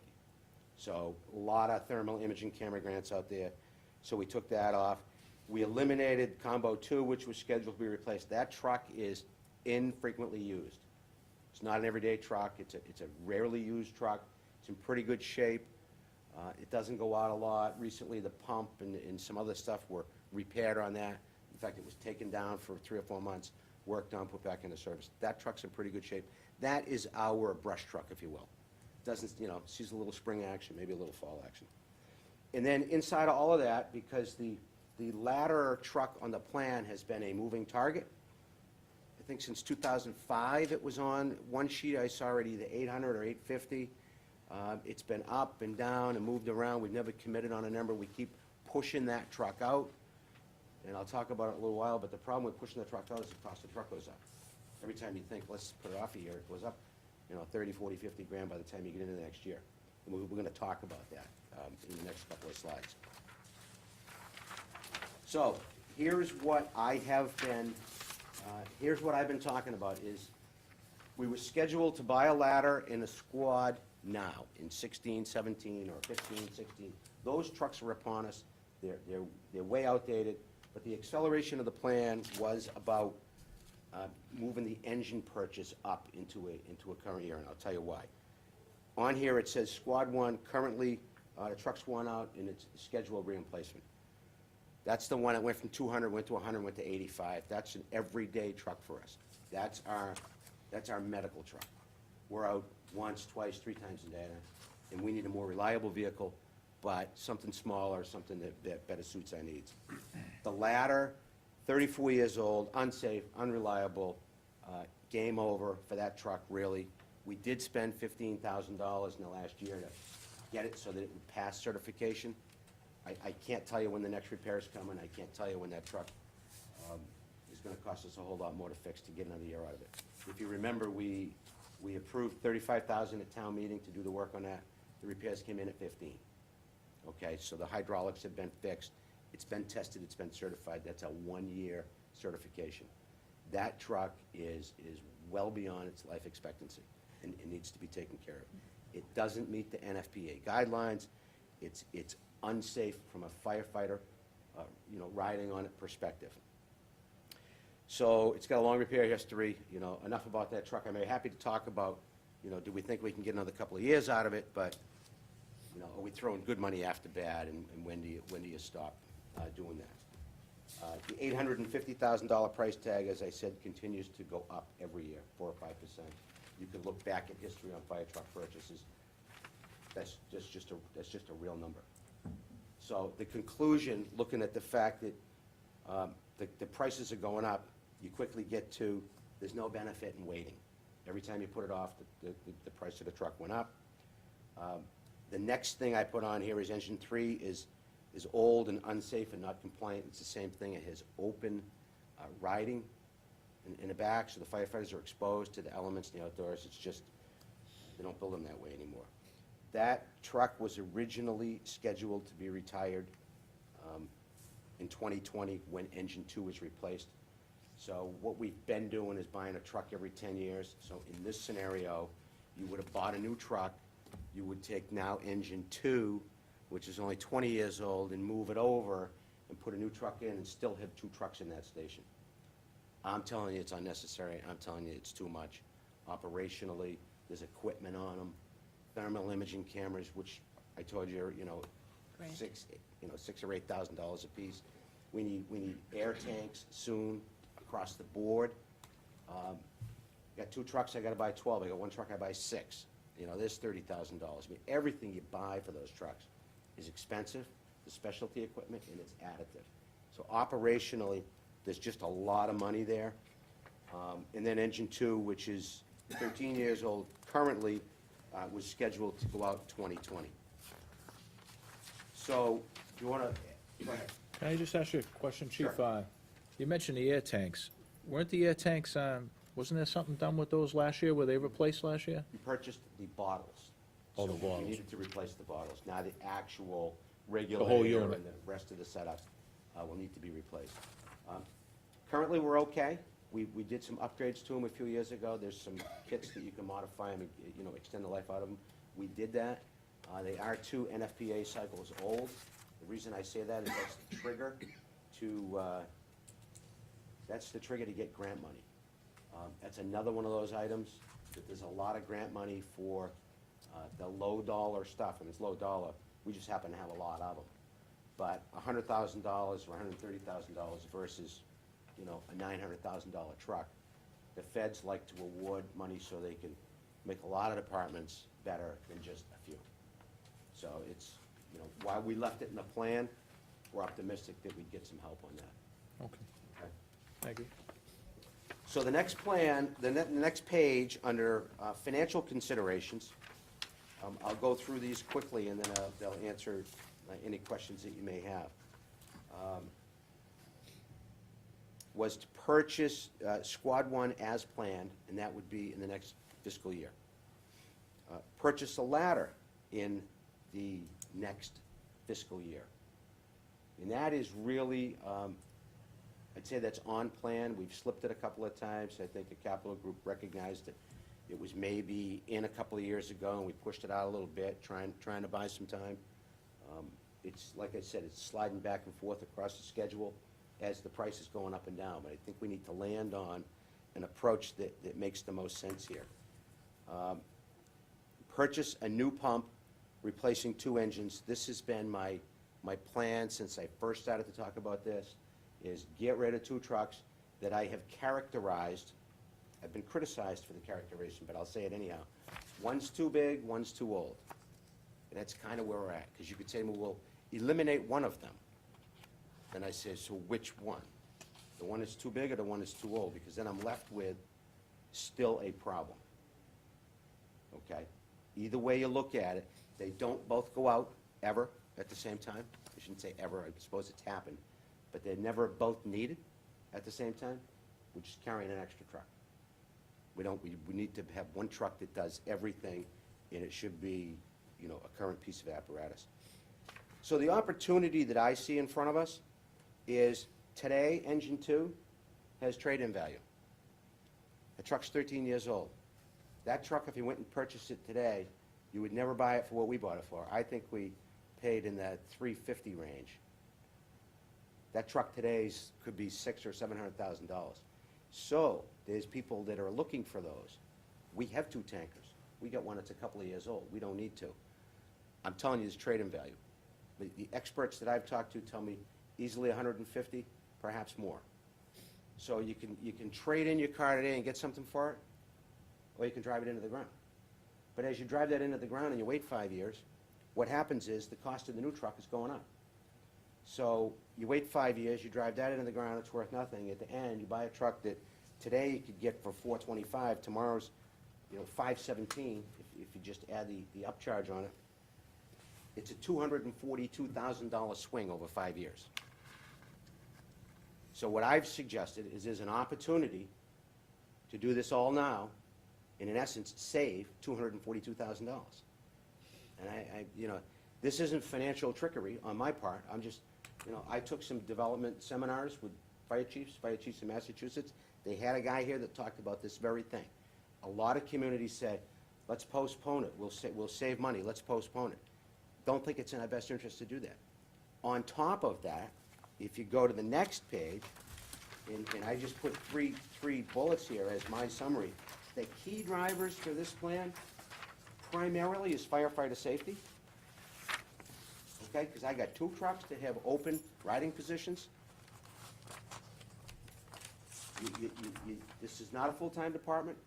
These people have families, they got jobs, they got other places to go. You can't come here and work a part-time job and get hurt. So, you know, you have a luxury of having a low-cost model fire department. You should invest in the right equipment, because this is about people, it's about training, and it's about having the right equipment for those people to do the job.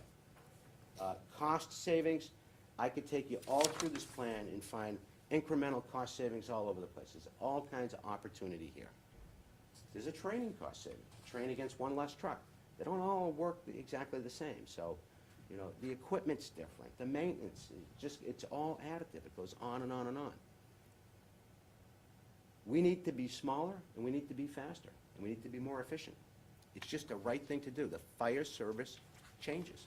It continues to change. And I think we need to change with it and not hang on to the model that, you know, is a little antiquated at this particular point in time. So, in summary, that's what I have. Now I'll be happy to answer questions. I have a question. Sure. What pieces of equipment do you want to get rid of? Squad 1, Squad 1 needs to be replaced, Ladder 1, the 34-year-old truck, correct. Engine 3, Engine 3, and also Engine 2. Engine 2, So there's correct. 4 you're gonna get. Four that you'd to wanna get rid eliminate. of. replaced Eliminate, by- eliminate replaced 4, by buy 3. 3 new ones. Yep. Got it. Bill? First off, you say we have a new tower in town, which we do. We did buy a new tanker to haul the water, which South Groveland doesn't have a lot of water. It doesn't have a lot of hydrants. So we do need a tanker to, obviously, to haul the water over there. In one of our last statements, you had said that we, in one of the last fires, that we needed tankers to carry a lot of water to get it to South Groveland because there's no hydrants, et cetera, over there. So, in the process of doing this, are we gonna downsize our capability of hauling water? Number one. And, originally when we talked about a ladder truck, but now we're talking about 4 pieces. And I think I got this right, you're saying one of them is got trade-in value. What about the other 3? Engine 2. Probably some. I don't have 20, 25, 30, perhaps. Okay. Second part to my question is, the trucks you're gonna be getting rid of, I understand some of them are open to the weather and what have you. Groveland's a small town. Are there a lot of miles on those trucks? I mean, are we talking hundreds of thousands, 30,000? I mean, They're not high mileage. We really never wear a truck out, but they're so old, they're unsafe. That becomes, operationally, they become unsafe, and that's more the problem.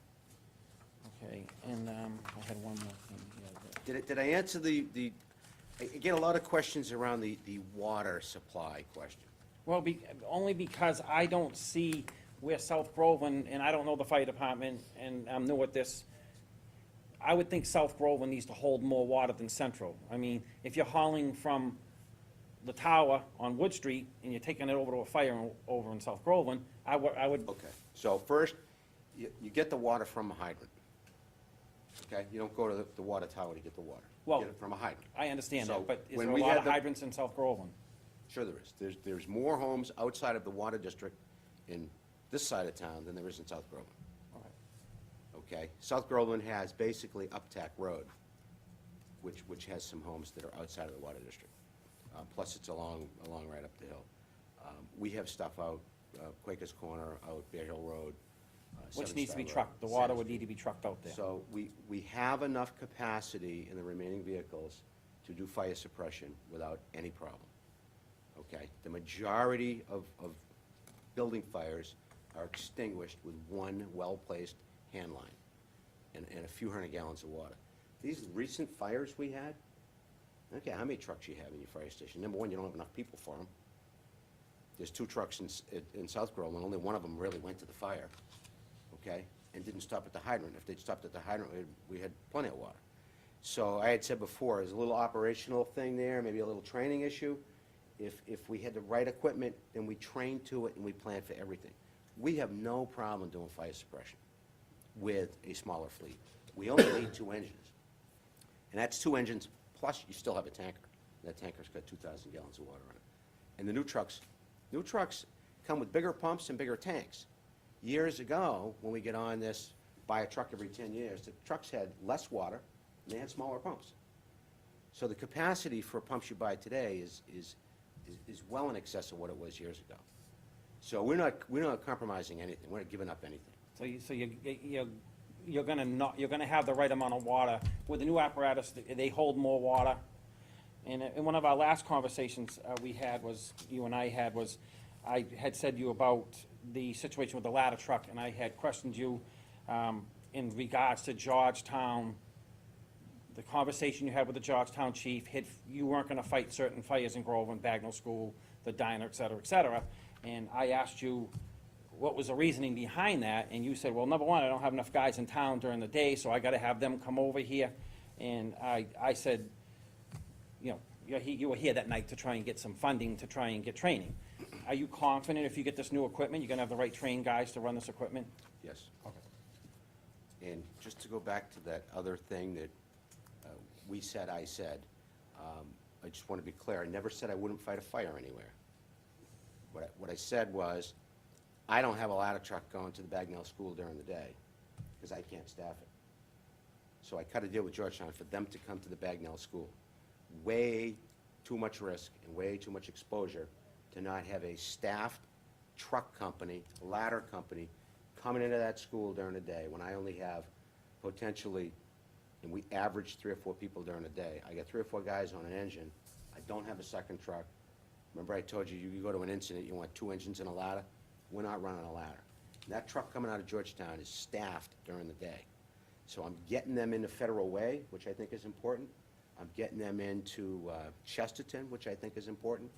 And I'm about to add them to Nichols Village, which I think is important during the day. So in exchange for that, I'm sending them a second engine to their elderly housing complex because they have trouble staffing a second engine company. So I continue to work with the area departments on, you know, covering what we may see as shortfalls for each other. And it seems like the right thing to do. It's working so far. They've been down here a few times. The only reason I mentioned it was because I wouldn't like to see a purchase of a new ladder truck or equipment if we don't have the people to run it. And I'm not saying a full-time department, by Yeah, no no, means, I'm just no. saying, I'd like to see the training, working spend hard- money on training rather than equipment. Working I mean, hard- equipment, don't get me wrong, but, And I'm with you. I'm working hard on the recruiting aspect of it. We staffed up recently. We had some really good hires, if you will. And a few of those played out to be day people, which is really what you look for. I have 2 more that have come to me that want to join the department that are day people, but I don't have any room. I don't have any room right now. I'd love to have them. One's a career firefighter, working at, you know, I think Massport. So, you know, these people are plug and play. One's another paramedic. I mean, there's people that live in this town that do this job in other places and only work 2 days a week. So, and love to, you know, and love to backfill. So we're working on it. It takes time to make that happen, but that's what we're working on. and the reason you can't have them work is, I'm confused, if, I'm budgeted at 40 people. but not all 40 people go to a fire at once, am I correct? So you might get 2 or 3 to a fire. You can't, they Correct. just can't show up, No. No. really? To be trained, well, they are. Well, I mean, I understand the training part of it, Is- but if they're is- trained and they're in the town, when the fire's called during the day and there's, you know, someone can't make it, they just can't go to the fire? No. Really? Something we can, here's the opportunity. Let me run to 45 people. Here's the thing, some departments, Georgetown has 50, I think. And some of those people you never see. The problem with carrying a big number is I buy equipment for them, number one, okay? Remember, we just did the turnout gear.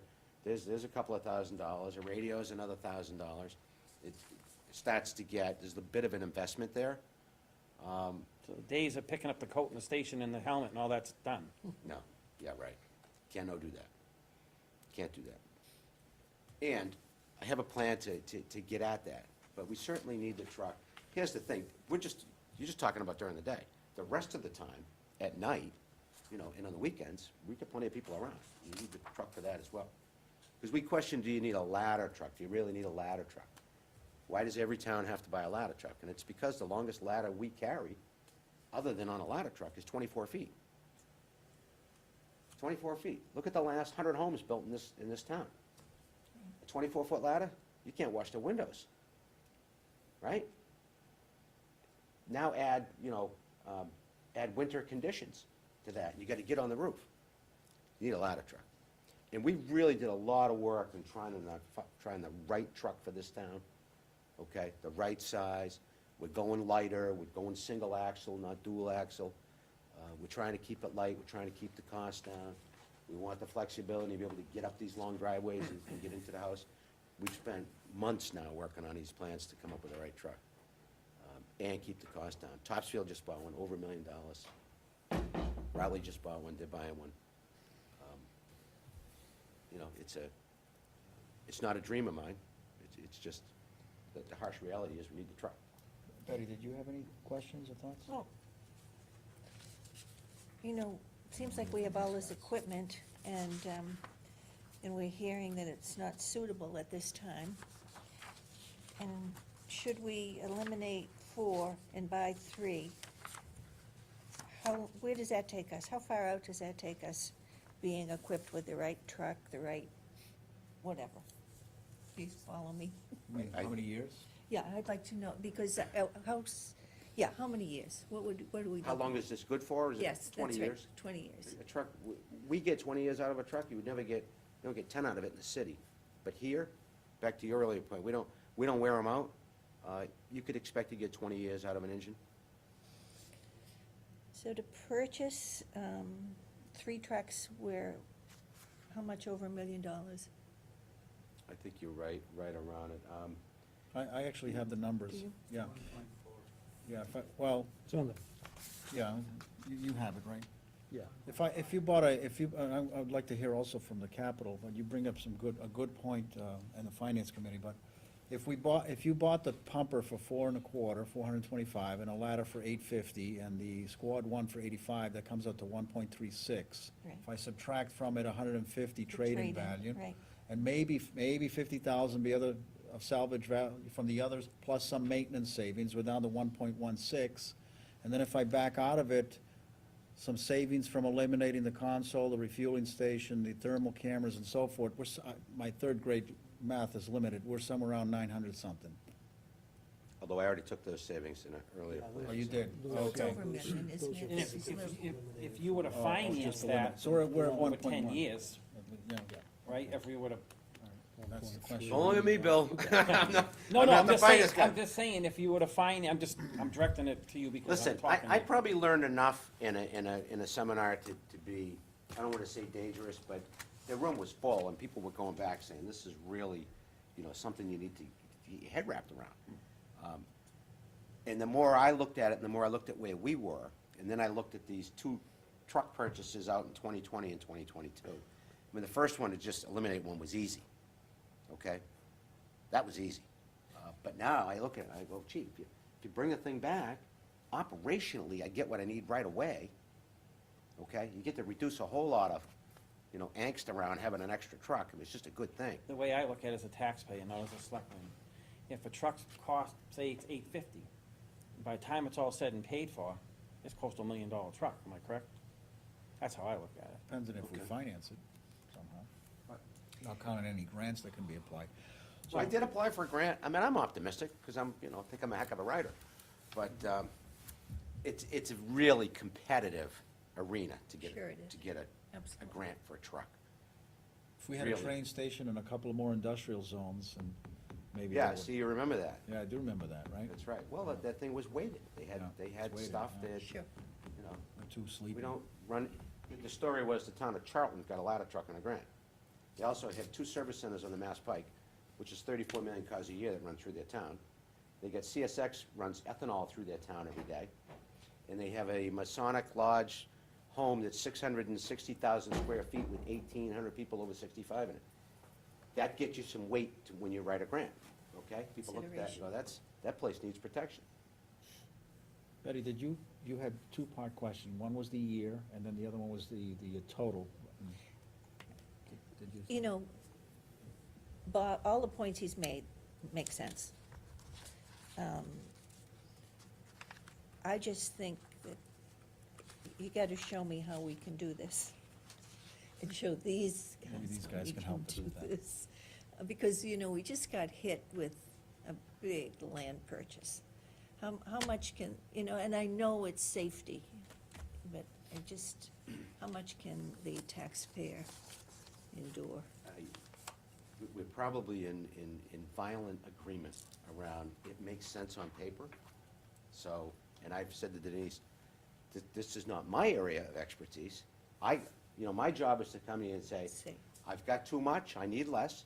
If I get there quicker, I can save the town money. That's my view of it. And operationally, I just get better all around. I get where I think we need to be. Otherwise, I'm carrying 2 older vehicles, out. And I don't have to tell you, they just, you drive an old car, you get it, gets to be, you go fix one thing, next thing you know, your brakes are squeaking, you know? And when do you decide you're gonna do the brake job or the transmission job? You guys have any A couple thoughts? questions for the chief. Sure, absolutely. Please take over the meeting. Chief, at one point, we had talked about a figure for the ladder truck of $925, and is that, so that's come down since then? I've- Now it's at $850? We've gotten real closer to understanding what we could do. That, his memory isn't as good as John's picking on you. Yeah. That 925 number, what happened is, we were looking at what, if we look across the field and see what other towns had purchased, like West Newbury, it's the whole dual axle, single axle. Do you want 100 feet? Do you want 79 feet? We've had so much discussion, in good discussion inside the department. We finally get down to the smaller truck, because no truck is gonna achieve 100% all the time. It's either gonna be so big you can't get it in the yard, or it's small and it gets in the yard, but then you can't reach what you need to reach. Probably about 90% of the time, you're gonna get the effectiveness out of your ladder. So we erred on the side of, let's go with the smaller truck, because on a work and fire, our second ladder due is Georgetown. It's 105 feet. So we're getting a big ladder on it, and they come, as soon as we declare we have a fire, Georgetown's on their way, and they're staffed. So we get that quickly. Unlike West Newbury, they're not staffed, and we couldn't depend on getting that truck right out of the gate. So we think we've built in the reach in our mutual aid agreement, and went for the everyday truck, which was smaller, costs us less to run it, and gives us flexibility to get into places where we need to get. So I think we really thought through the ladder aspect of it. But yeah, Jeff, 925, we're down to 850. We're trying to press that number lower, but it's hard. One other question. Do these trucks have different life expectancies? In other words, the reason I'm asking is that if we decide to purchase them all at the same time, how can we avoid having to replace them all at the same time? Again. Can we get into some kind of rotation? I would suggest that we do. A good example is, we have engine 2, which we thought we'd drive for 20 years. Here we are in year 13, thinking if we move on it, we could get some trade-in. So I think, for me, looking inside of 10 years is tricky business in the fire service. 20 years, I don't even know what this town looks like. We're not here, okay? I don't know what it looks like. So I don't know, what are our needs in 20 years? What are our needs in 10 years, 12 years? I don't know. I would suggest that it changes. And as you start to add, I don't know how much more we're adding. We have a long-range plan that says, what's that growth look like? I don't know. It's probably not crazy. But you need to hang on to your fire procession, your fire suppression, and you need it to be good. Again, I think the call model is good in this town, and I think we can hang on to it. Okay? There's the real savings. You're not paying wages, you're not paying benefits like you would in the real world. Right? If I had full-time firefighters out of a union, we wouldn't even be having this discussion. The union would be telling you what to buy. Right? So we're in a good place to make our own decisions.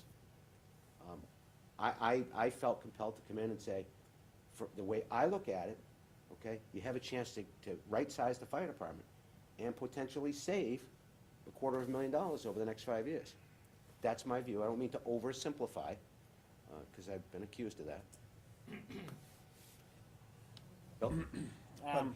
Jeff brought a good point. You can stagger the purchases? Sure we could. I think we should. Over a 2 or 3 or 4 year period, or? Not the No, purchases. no, but the replace. Oh, the replacements, I okay. think we should look at, because I'm there now, we had this thought with the turnout gear. We just spent $100,000 on turnout gear. In 10 years, we know we've got to throw it away. So when do we start to, layer stuff in systematically so that the busy people, see, I got guys that are real active and I have ones that are less active. So you would want to have 2 sets of gear for your real active person. I got guys that won't get 10 years out of a set of gear. You're lucky to get 6. That's a good problem to have, because that means they're really busy. They're wearing out their work clothes. You don't want to have a worker that never wears out his work clothes, right? It's a good problem. So I think we need to start to look at how do how do we replace turnout gear over time? How do we replace trucks over time? We were on a buy a truck every 10 years. We could stay on that, but it doesn't get us out of what we're in. We need to break the chain here. That's, Okay, the equipment that the 4 pieces of equipment, they all work. They're all in use. Does any of them have any major deficiencies? Any of them, other than you had? Age? Age. No, because if they did, we wouldn't keep them running. Okay. We would take them out of service. And some of them aren't up yet, they're not up yet.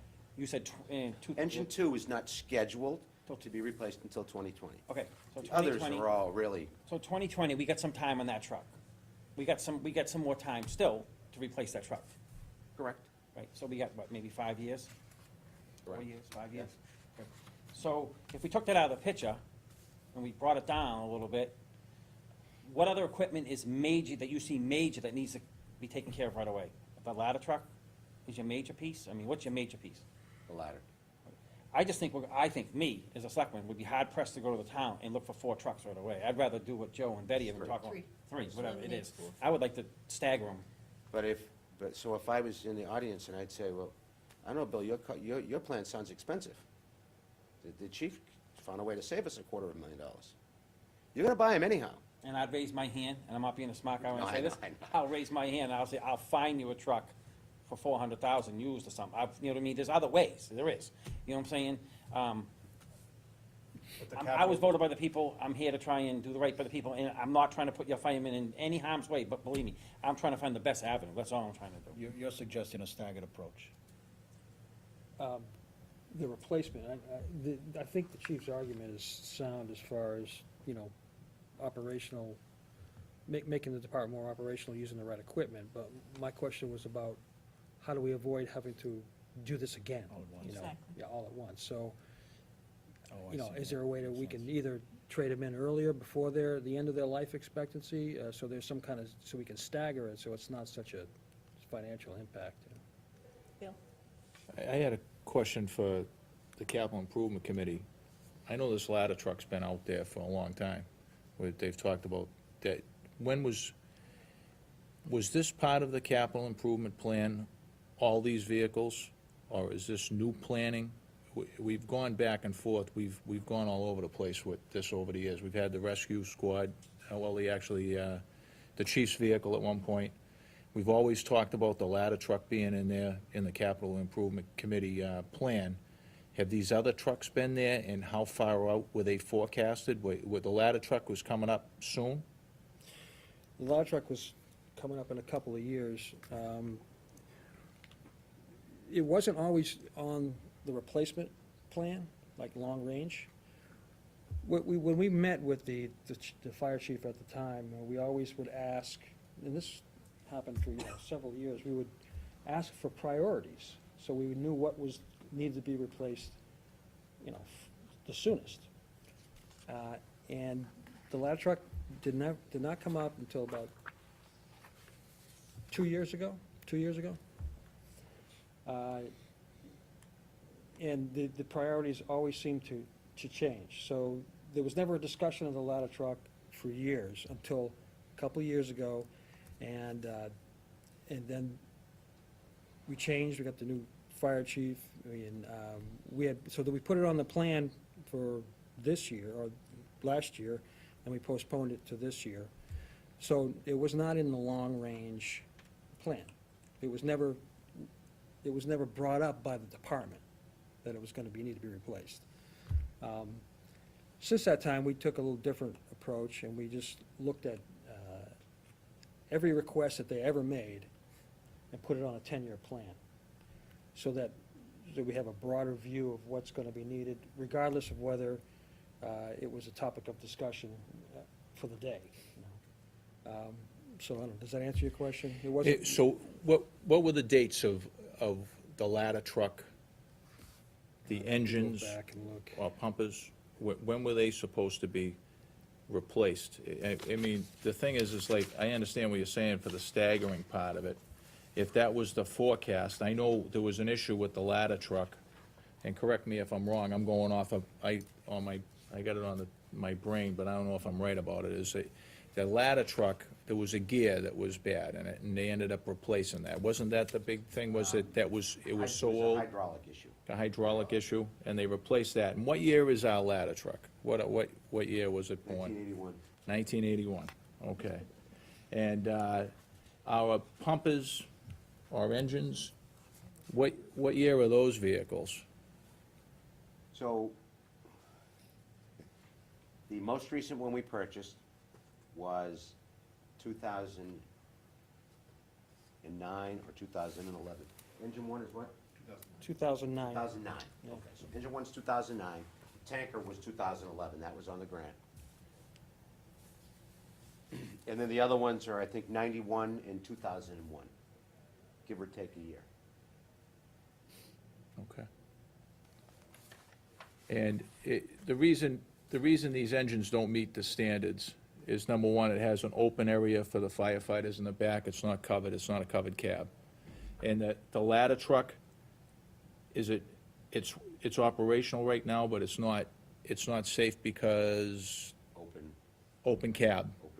Open cab. Yeah. It's an old concept, and that's changed since. Okay. And so, where were we when we were gonna approve these things at the time? We were trying to obviously, you guys have tried to We had- spread out the pain, Right, we had so the it's ladder not truck in hitting us all at once. 2018. We had the pumper in 2020. And the squad one was scheduled for this year. So the other two were out further. Okay. 18, 20, and the first one is 2016. 2016, 2018, 18, and 20, 2020. 2020. And out So of it's that, the just- oldest vehicle is that ladder truck, right? Correct. The ladder truck is 1981. So we were under the impression that with the repairs, it was gonna last a few We more get years. some extension. Right. Yeah. So we put it out to 2018, but this scenario's changed, and so the idea is to take both of these and push them up into 2016 and buy all three pieces at the same time. Okay. And when you say smaller, faster, are you thinking more smaller, faster because of EMS, or are you thinking smaller, faster because of fires? Both, Both. both. So more of I would tell a you that- rescue squad vehicle? Yeah, I'll tell you, thinking on the squad, which is the everyday truck for us, we run to medicals. Currently, it's an F-450, so it's a pretty good-sized truck, okay? But it has a tank, has a pump, has hose, we don't use it for firefighting. The original idea and the truck that it was replaced was out of the 60s, is that we would use it in the woods for brush fires and grass fires. We don't do so much of that anymore. I have another truck that will do it. The tanker is more than suited for doing that. Combo 2 is small, we can get it in the woods. So we're gonna replace this everyday truck that we use 95% of the time for EMS. Just buy a Suburban. Is the water issue a regular problem? I'm hearing we have some places we have plenty of pressure and plenty of water, and then there's other spots we have blank spots, so we obviously, it complicates your firefighting mission. If you have no water, we're not gonna get the fire out. So was that the idea of the bigger truck at that time, to be able to truck? I mean, I here's know what there's happened. different- There was a fire out at Quakers Corner years ago, and a home burned down. There was a lot of public outcry after that, and say, this house burned down because we didn't have a tanker at the time, okay? We relied on, a little history lesson, but when Georgetown came into the fire, they were supposed to lay a line in from the hydrant, they drove by the hydrant. A bunch of things went wrong in the middle of the night. They lost the house. The house was probably a loser to begin with, okay? Some fires are so far advanced by the time you get there, the best show in the world.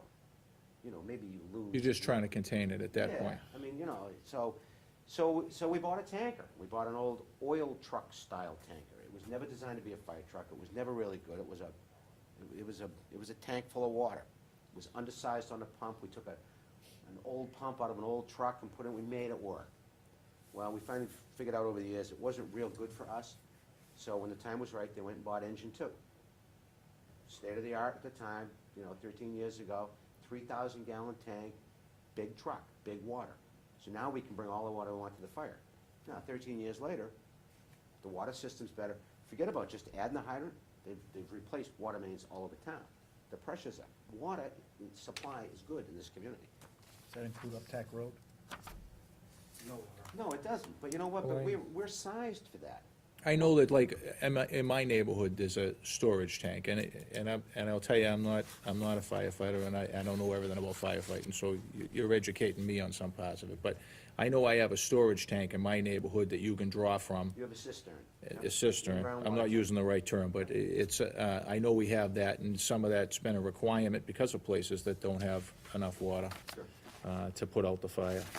It's just that, and believe me, and I think everybody's on the same page, we don't wanna see our firefighters not be safe, you know, there's no doubt about it. Everybody wants the firefighters to be safe and have the right equipment when needed and all that. It's just that, the tough part is, unfortunately, as much as sometimes we nickel and dime everybody here, and we end up telling everybody we gotta stick to the line and 2% raises, we go out and buy huge lots of property and all this other stuff, and is sometimes we bury ourselves. And that's the biggest concern I have here down the road, is we're gonna bury ourselves, we're gonna make it so we're unaffordable. And that's my biggest concern of all this stuff. That's what, and believe me, it's not that, I want the firefighters to be safe, so if there's some way of making this work at some point in time, obviously, we wanna make sure they have the right equipment. But the tough part here in Groveland is we have so many committees into so many different things, spending money all different directions, and then we bring the employees in and say, you gotta hold the line for 2%. It's kinda rough. It's hard for me to stomach that at times and see the way that works. So that's the tough part that we all have to look at, unfortunately. The voters vote, and they make their decisions on what they wanna do, but there's sometimes we're gonna bury ourselves with buying up all this open space and using CPA money as a deposit. It's really gonna hurt us down the road, and that's the tough part.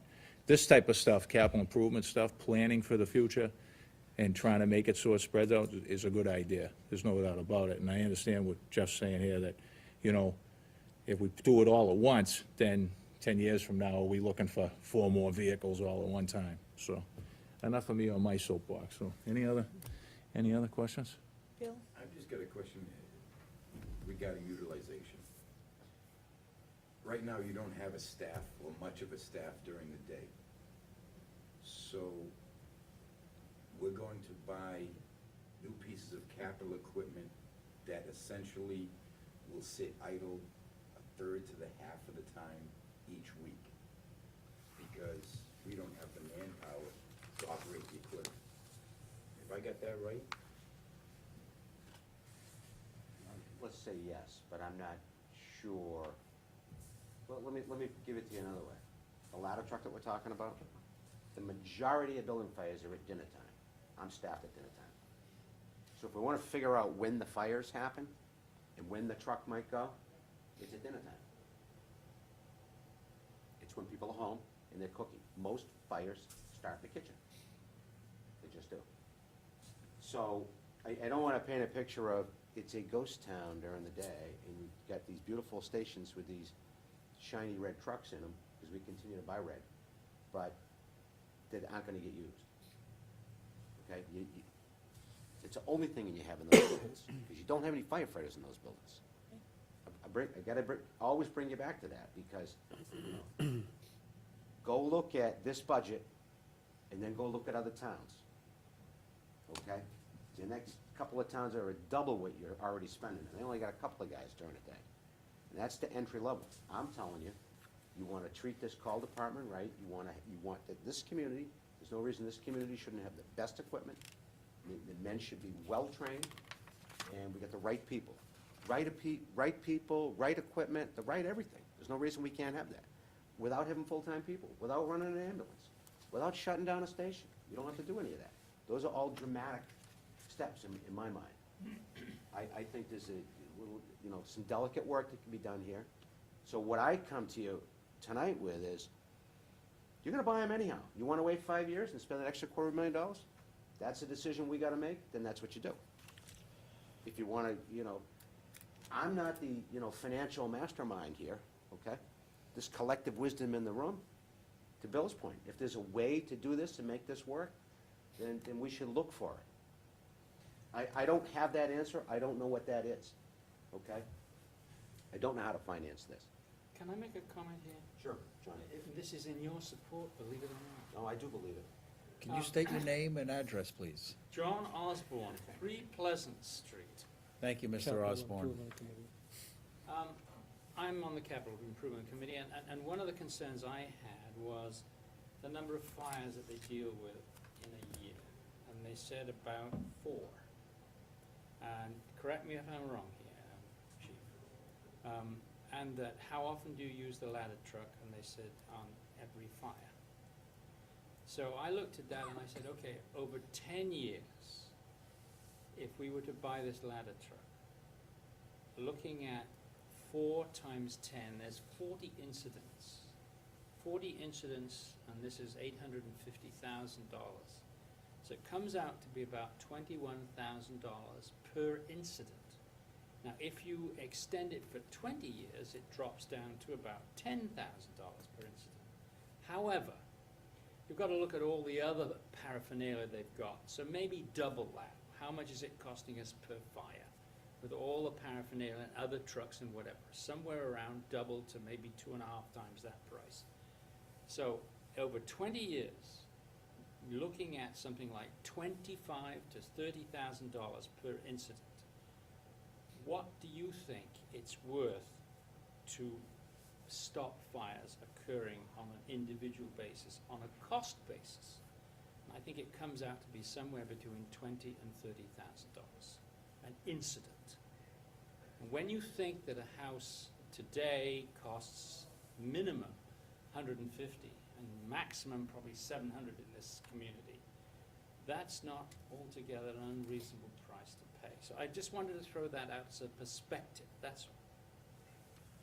I have the following suggestion.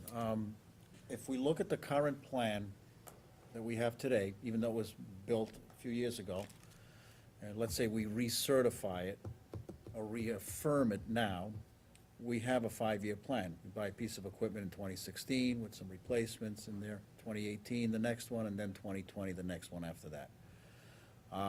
That is a plan that was put in place by the Capital Improvement Committee in conjunction with the previous leadership, fire chief, and perhaps also Fire Board of Engineers. That plan, therefore, if it's true that fire safety or safety of the men and the personnel is an issue, then that plan did not address that safety issue if we leave it 5 years to buy all this stuff. So that's that plan. Now, your plan is, let's do it all now. We're gonna save $242,000. Everything's fine, everything's safe. I don't know if we have the cash flow to do that. So, if it's possible, we should try to look at a 3-year plan. We do something in 2016, 2017, 2018, a modified, accelerated plan. A little bit of staggering, won't be as painful doing it all at once, but we don't stretch it out over 5 years either. 36-month plan. If that's possible, I have no idea if that's possible, but it's something we may have to explore. We may not want to recertify or reaffirm this older plan, and I don't know if we're ready to do it all at once, even if we are gonna save $242,000. But maybe if we can do it over a 36-month period, we'll have to train to it to mitigate the risk factors that will exist until we phase them all in. Just a thought. Go ahead. Strictly conceptual. There was a plan already put in place prior to us coming here tonight. The plan was whatever it may be. The plan's not being stuck to, we're talking about changing it again. So 5 years down the road, we could be talking about this all over again, changing the plan again. So we can say 20-year plan, 30-year plan, whatever. Always, it could be changed down the road, Of course. okay? And that's usually what happens in town government that I see. I would rather see, come up with a plan to replace the most important piece, if we can afford it. We have the busing property coming online 2015, that's gonna cost the taxpayers some dough. And you know what I'm saying? So we gotta really look at the taxpayers as well as, you know, making the town affordable and keeping it affordable. That's how I see it. Well, thank you for that. Anybody have a thought? I have a question for the finance director. Are interest rates a consideration in financing this purchase? If we were to go ahead and buy everything now, be over $1 million, but given the fact that interest rates are where they are, do we run any risk of possibly higher financing costs if we wait? I mean, nobody knows what's going to happen, but it seems likely that interest rates might be going up. Yeah, I mean, so a couple things, first of all. So just to address some of Bill's comments. Any fire engine purchasing that you're discussing is within Prop 2.5. So you're not talking, at least I'm not sure if I'm hearing overrides or anything like that. So we would have to do it within the current budget structure. So we're not adding to the taxpayers because we would have to make the cuts internally to make sure we could balance our budget.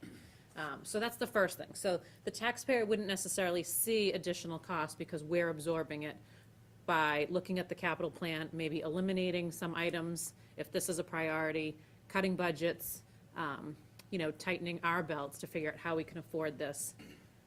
More than likely borrowing probably 20 years to do that. Yes, interest rates are, over the last few years, they have been historically low. They are increasing. I'm sure they will be higher 2, 3, 4 years from now. I don't know if it will make a significant difference. That's a chance we would take. I'm sure we would pay more if we were borrowing this in a few years from now. Denise, do we still have, what's our rate, borrowing, bond rating, A, B, C? So it's a AA2, I believe, but we have not been rated in a few years by the rating agencies. So we would have to have the rating agency either come out and evaluate us or have a conference call and have them evaluate us. And they're gonna be looking at our recent purchases Yes, they will. as something that could put downward pressure on our rating. Let's not forget that. I have a question now. If we push forward these other things involving all this other equipment, how is that affecting the capital improvement plan for other items that you felt were necessities that were on there? Is Well- that gonna push back other stuff?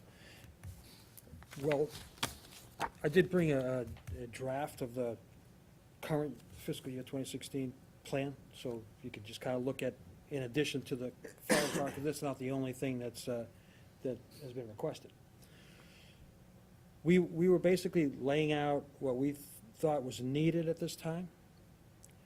The question as to whether or not we can afford it was really going to be sent over to the finance committee and the finance director and the selectmen to see if this is feasible. If it's not, then of course, these items would not be put on the warrant. And we would subsequently adjust the plan. But we were just going to give you the draft, the proposed plan, and see if it's affordable, if it can be done. If it can't be done, then we have to change it. But there are other items aside from the fire department, the council on aging. They've been needing a van for several years. We had it on the plan for this year before all this changed. So we kept it on the plan. The highway department needs a truck. Cemetery department needs a lawnmower. The finance director's requested some technology upgrade for town hall. The police department needs a new communications console, which was basically unexpected. That wasn't in the plan. Is that because the radio system has changed and they're not gonna be able to communicate? If you go over to the station and look at what they're operating on, it's very much a patchwork of mixed technologies from, various years. It's really, running on a string, It's kind of tenuous. And since they are the fundamental communications Entire town.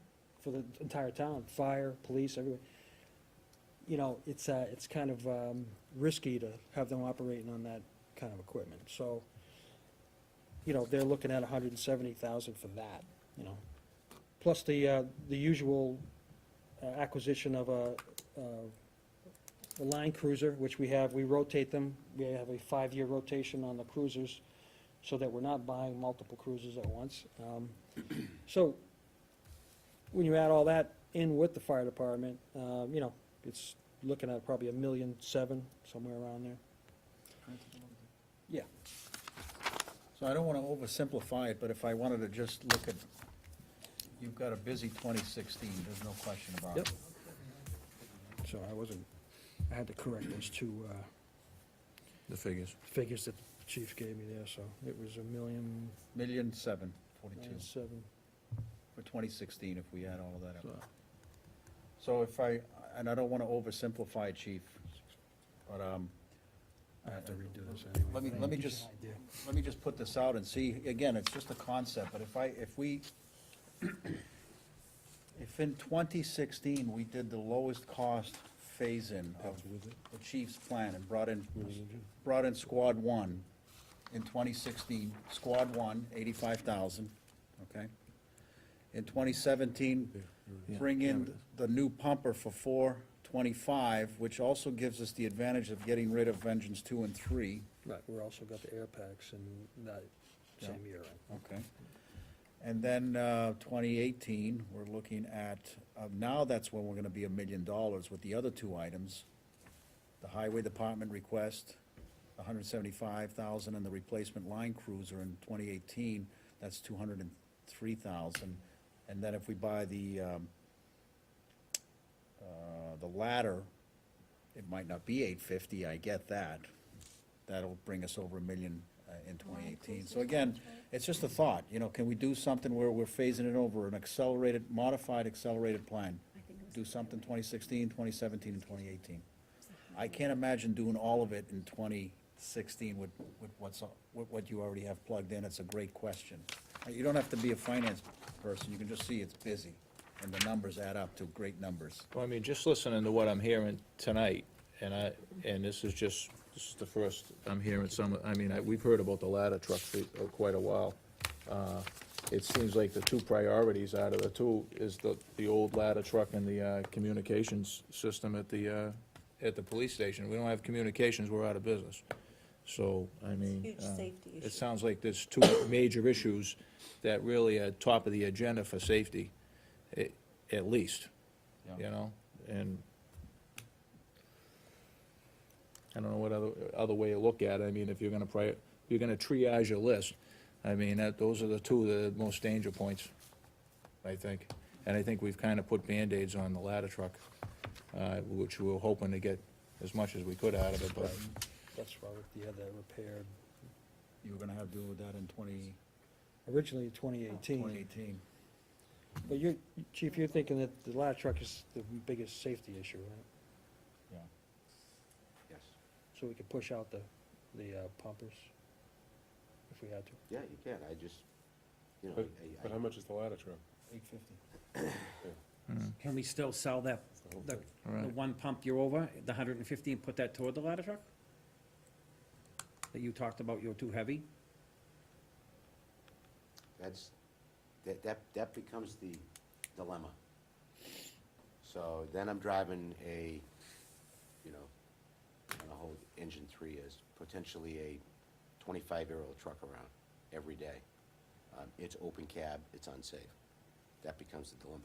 So, okay, so get rid of the old one and be safer. Then I'm driving around as a first-line pump, a 3,000-gallon truck with a dual axle. It's, you tear up tires, it's heavy. You understand it? It's heavy, And the old truck's not worth anything. probably not. 25. I'm sorry. Go ahead, sorry. Why can't engine 1 be the everyday truck? It can, and it is, but we have two stations. And you never, because of the way we run, you never know where it's coming from. We've thought about moving trucks around, it just, to make that kind of a move, I'm gonna make the wrong move, you know that. Tomorrow, the fire will be down here and the truck will be over there, it'll just happen. You need to have a frontline engine company in each station. You just do. I understand what you're saying, and what I was trying to get at was there's no equipment that you have that you don't need that has value. No. Believe me, I've searched. Yeah, you've done your homework, that's for sure.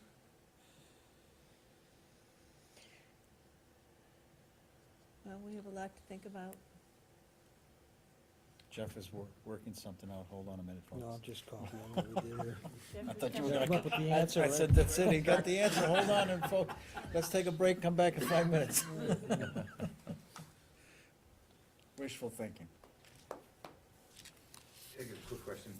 The truck that's maybe bringing $150,000 in trade-in value this year, how much more do you expect it to appreciate in another year? Well, I wish I knew that. I don't know, 30, 25, 20, 25, 30, I don't know. Here's how you find out what they're worth. The advertising. See what you, And they don't put prices typically in those catalogs that are fully used trucks, they don't have prices. 16. Okay?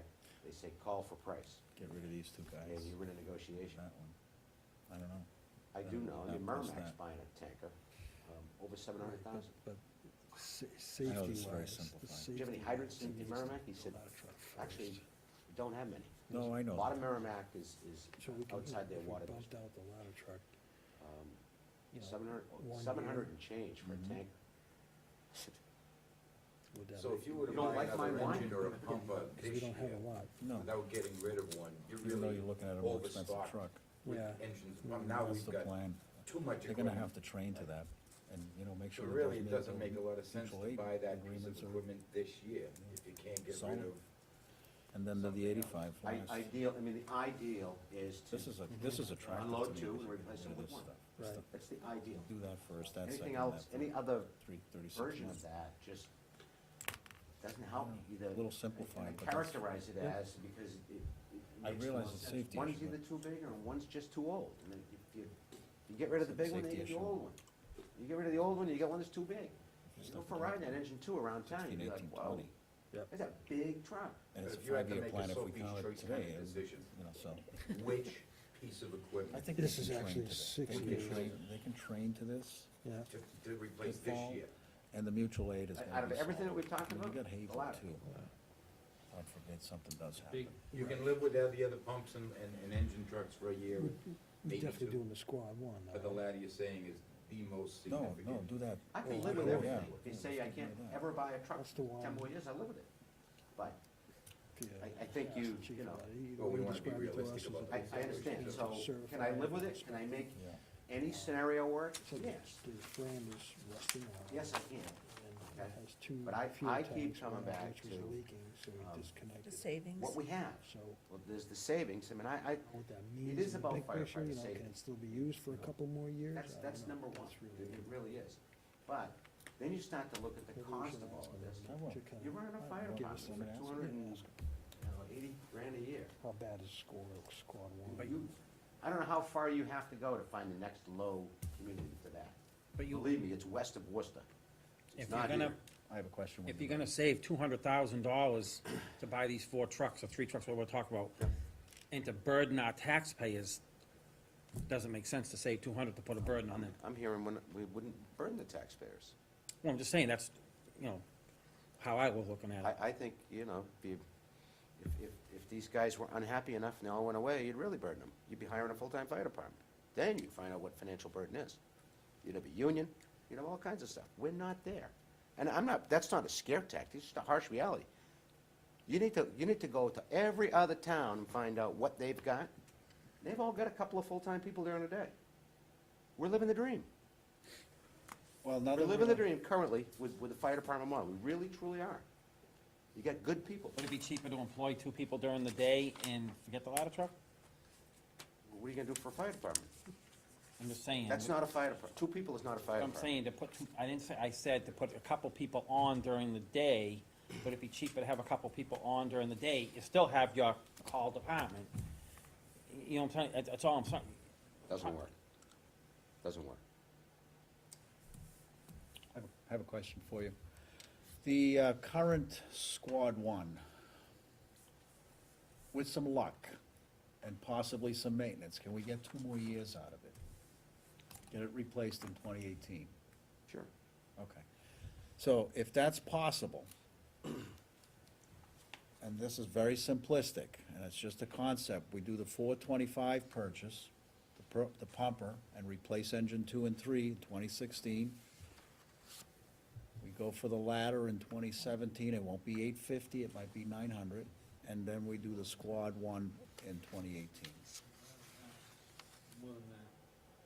If you leave See, now it you've- 2 years, you're looking at 980. Wow. You're I- pushing it, you're really pushing it. Okay. Well, And Just 1 year, John. you've turned my, Just 1 year, though. you've turned my list upside down. I know. I'm telling you, you need a ladder, No, I know that. okay? Well, that's for these folks to help us figure out maybe if we can switch the 425 with the 850. I think the thing is too, Joe, that if we purchase him another pumper or an engine now without him being able to get rid of an existing one, where does he put it? And how does, now he's got Originally this, you had too this out much here, right? of one type Yeah, of but- equipment Yeah, this is, underutilized. Well, that's why that 425 pumper is gonna get, that'll immediately replace 2 engines. these are two Engine different 2 and things. 3. This is the 10-year plan. If you for- buy a brand-new pumper tomorrow morning, we can get rid of tomorrow morning engine 2 and 3. This was Get rid of 2 what the pieces and capital have plan one. had last year. That's why, One of them's worth nothing. that's why I'm saying, Last year, we gave them the 35 grand to repair the ladder truck. I'm not a thinking that we firefighter, and I could cut realize more there's years operational and replace them in implications 20. in what I'm suggesting. I'm just looking at purely financial, how we can do it with the cash flow that's available. So if we phased in 425, 2016, 900,000, maybe 980. I don't know what it is in 2017 for the ladder, and then squad 1, because I asked the It's question, taking can we its get 2 more years with a hope and a prayer on the smallest draft, front just to purchase, see what- so we can see what it looks 85,000, we like. might be able to squeak by, This is not, deliver the plan this is that the just a chief draft. Okay. is offering, not in the same order and priorities, So I was but waiting getting to it see done in what 36 the months. discussion was tonight, so this can be changed. Yeah, and then when we're done. The consensus here is to January 15th, accommodate your try to- request, we're just trying to figure out how to. Then the other way you gotta look at it, Joe, is you gotta say, what else does the town need? The town needs they need a, Well, the that's what police I'm, station needs but, their new communication, that's- that's top, you can't get the trucks. but if you that's don't what have I'm the looking at. Well, Jeff and I are looking at that. Yeah, okay. So I'm looking, 2016 has a bunch of stuff, including the things that Bill brought up. One of them scares the heck out of us, so we gotta get it, and that's it, for communication, for example. So I'm looking at all that, so where do I put that $850,000 purchase? Pretty hard to put it on 2016, we got a lot of stuff going on. Not so busy in 2017, not so Denise, busy in what do you think? 2018. What do you think, It's Denise? simplistic, I realize, I'm just talking a concept here, but again, I'm stuck on this idea of a 36-month plan. Well, I haven't seen the final draft of the plan, so I can certainly run numbers and see, where we would come out and what we would, Right. do for a 20-year borrowing for. And how do we address ladder that truck. deficit with the safety issue, the need of a ladder?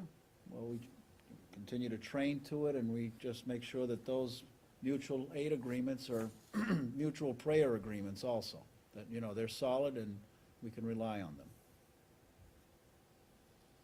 Well, you've mixed some concepts there. Okay? I'm a layman when it No, comes to that's this stuff. okay. We need our ladder to be our primary ladder. Got it. The other ladder is something else coming in later. So when you initially attack a fire, you want your ladder truck in there, Okay. okay? If you think you're going to, rescue someone, you want your ladder truck in there in 5 or 6 minutes to make that attempt, not a truck 10, 12, 14 minutes out. So we wait way longer than that sometimes for another pump from another town. So, this is about building the right thing for this town and being as fast as we can be with what we own. And that's why we focused on this particular piece of apparatus. It gets us in and lets us do the job that we need to do quickly. The other stuff is just layered on over the mutual aid agreements, but it's never your primary attack. Never. Okay, thanks Too for that. risky, too much I risk. understand. Sense. I don't know, anybody else have some thoughts? It's been good discussion, for sure, something to think about. Well, we haven't come up with our figures yet. We have till January 15th to give our recommendation. And Denise is willing to run some numbers too, crunch some numbers. Right. That's what I'd like to happen. I'd like Denise to. Yeah, take a look at this, what we have in front of us is a draft exactly. of the capital plan incorporating the chief's proposed purchases. I was gonna pass this out so people could see what it would look like. If we were to do this, what would it look like? So but this is a work in progress, obviously based on our conversation tonight and and the decision of the selectmen. The plan obviously can be altered and modified, but I did want you to, just to be able to see what we'd be looking at if we were to make all these purchases, this year. That's why I thought it would be good if we all got together early. Oh, no, I think it's a great idea. Just one comment, Jeff, just so you know, I did speak with Lynn Stanton. She does believe the grant is gonna come up for another year for her vehicle. So she might not know in time for your deadline, but there is a strong possibility she will be able to get a new van Okay. through the MVRT, I think, for $1. So she is still looking at that, but they do believe they're gonna roll it out again next year. So that'll save us 57. So that may Right. save some money. And, that's the other thing, these other purchases, even though they were on the plan, they're probably not as much, could not be as much of a priority because they don't affect safety the way Right. these things do. So they could be moved on the plan. However, they're not high-ticket items, so they're probably not gonna make a lot of difference, Right.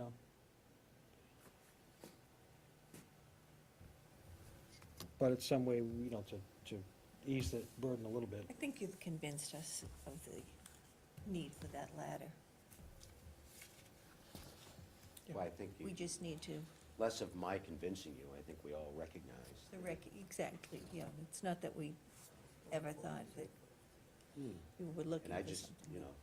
I felt compelled to come and say, I think, what I stumbled across, okay, the opportunity to save and right-size this quickly, that I had to present it, because not my plan necessarily, and I told the members of the department that I wasn't pushing this plan uphill alone.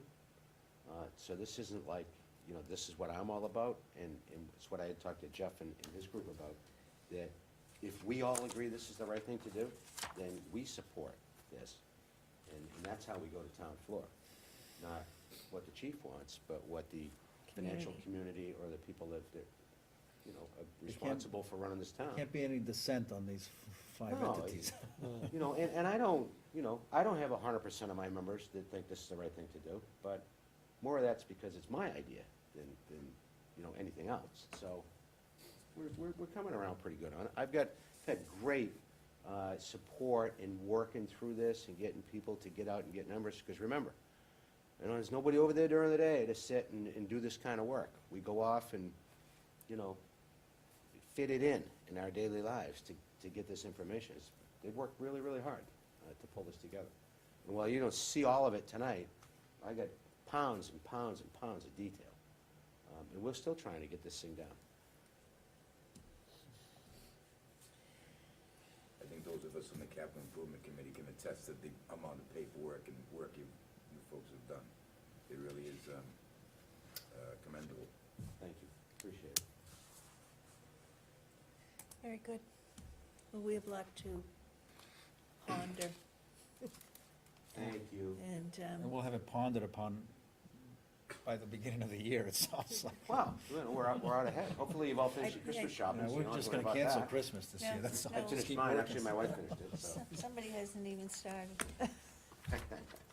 Good Well job, done. thank you. We're now worried about how to arrange them under the tree. Thank you. Well done. Thank you very much.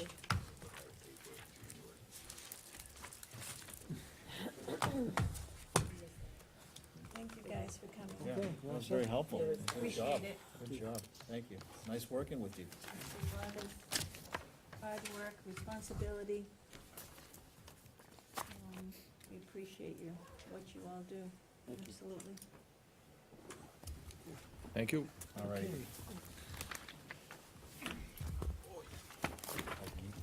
Yeah, sure. So what about follow-up to this? So, because what you decide is gonna affect what. Are you guys meeting again, or? Oh, yeah, we're I getting was gonna several take meetings, a but, seat in the middle, I wasn't sure which. you don't wanna, I you can't, don't wanna come out with a plan Yeah. that you're not, Okay, we can't support. I can't crunch the numbers. Denise said she would be able to, I don't know what her time no, it's no hurry. Yeah. I'm just saying, we need to communicate again before we Jeff, finalize. when are they due, or when are you due to make your decision?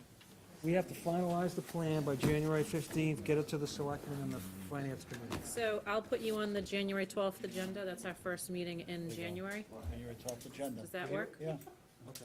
Yeah, we'll get it done Then then. that way, She'll have the that gives about a month to, Yeah, is there a meeting? That's the next meeting. the next meeting is December 29th.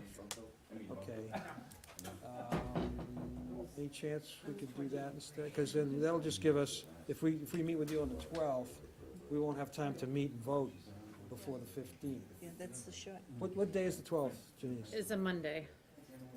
Uh, So we the could- we could 15th meet is the next- We could Thursday. meet that the next night then. Yeah, the 29th right now is a very full agenda. Okay, all right, so we'll go with that. We say the 12th? The 12th, Okay. Good enough. unless the board wants to meet a week early, I don't know, it's up to the board. Want to meet a different day. Okay, we'll plan on that. Hold on just a second. Unless they decide to have another meeting prior to that, I'll let you know. All right, yeah, we might squeeze a meeting in before the 12th. We could possibly do that. Yeah, that's what, Yeah, it's not a problem, because once we know what the final plan is, we just need to meet and focus. Is it, we can meet January 5th. but is it fair to, Merry Christmas, everyone. Yeah, Thank you. hey, thanks for coming in. Good to see you guys. Good job, thank you. is it, Nice to see you guys. You can proceed now. We'll be seeing you, Excuse me. I think we'll be seeing you again.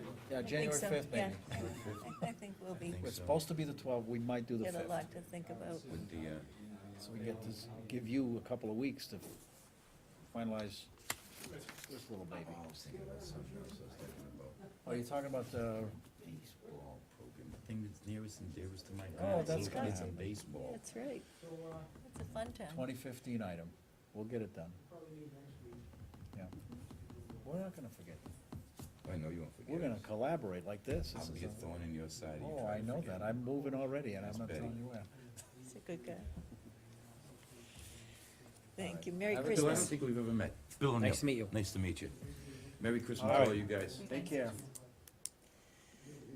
what I was trying to say was, do we wanna make sure we give that board enough time, so if there's other proposals, they need to get back to the people and know where their proposals are? Well, that's why they have until the 15th Okay. to make their recommendation, so Okay. if the board is willing to meet earlier than the 12th, even if it's just for this matter, you certainly can do that. But we're still in session. We have not adjourned.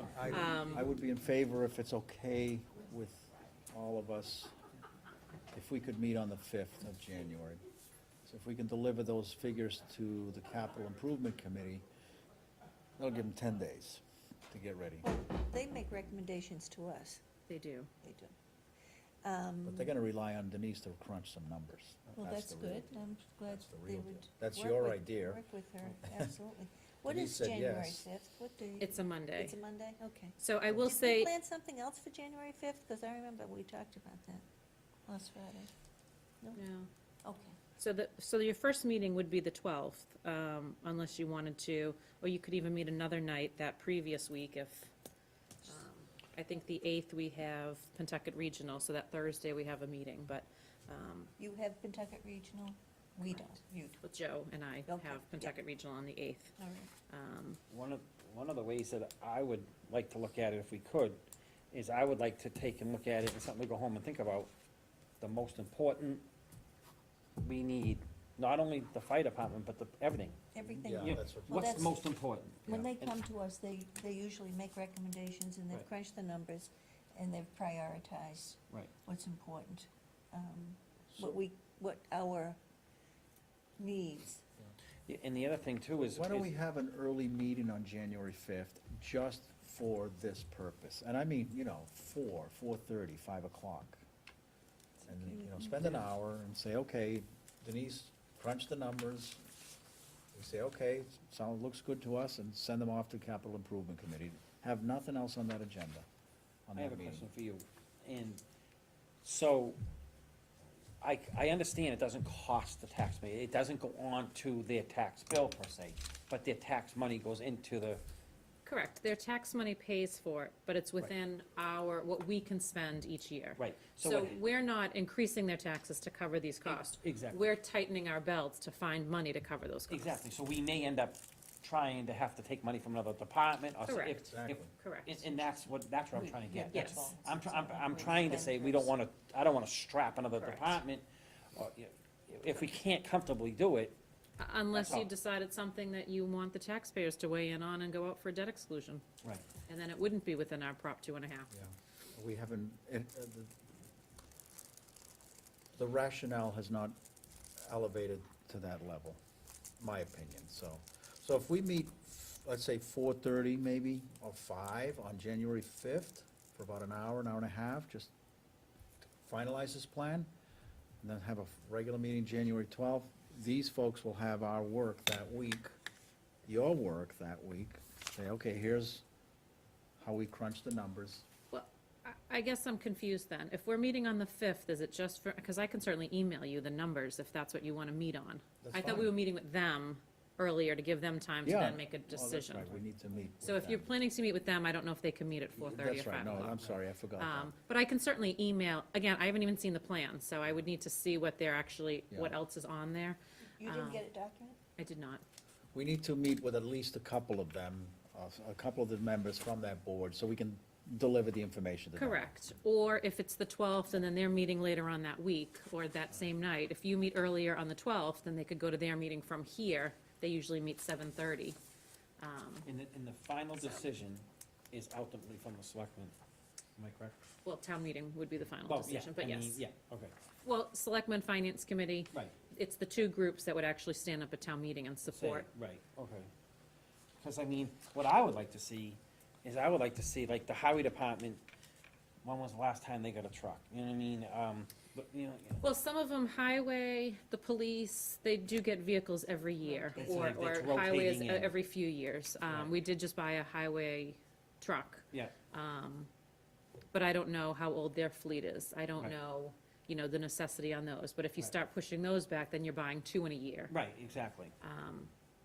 I'm not saying it can't be done. I don't know if we can afford all three vehicles at once, with a normal capital plan. But I think we could probably do the ladder truck and still do several items, and still work it in, and then maybe next year we have to take a break, and next year they can only do a small number of items. And only the two vehicles that are on a rotating basis, we may have to do that. And then everyone else has to realize that if something was on the plan for next year, we're making the sacrifice that this year is when we're committing that kind of money. I think if you crunch the numbers and email them to us, and then also to the committee. Yep. And we can have that meeting on January 5th. And honestly, I don't think you even need to be here. I mean, we can articulate it, especially if you send it in advance. Oh, I'm not concerned about myself being No. here. I just didn't know what the purpose of the meeting was. If it was to No. meet I would like just to hear them. amongst you No, I three, or just if it realized was that we need to for. meet with them, yeah, Okay. yeah. We need to transfer I'd the like to talk. information over to them. I mean, I would personally, an email coming to me, I can read it, but I'd also like to, all four of us talk about it. Okay. That's what I would like to, I don't wanna, That's fine. I'd like to sit and talk, I mean. All right, I'm in favor of a January 5th meeting to meet with capital improvement folks. So The do- earlier the better. Do you want to have your regular meeting a week early, or do you want to have two meetings? Because right now we have nothing on I the think that's a 12th. great idea. So you could just start Cancel off January 12th January. and just bring it over, everything on January 5th. And then go every 2 weeks Great from way to there? go. Start the Right. year off I on a mean, does bang. anyone have their schedule already planned? No. No, Okay, We're so we fine. could just do that and That's a great start. idea. Yeah, regular meeting, we'll start early, so we can accommodate this large item. Okay.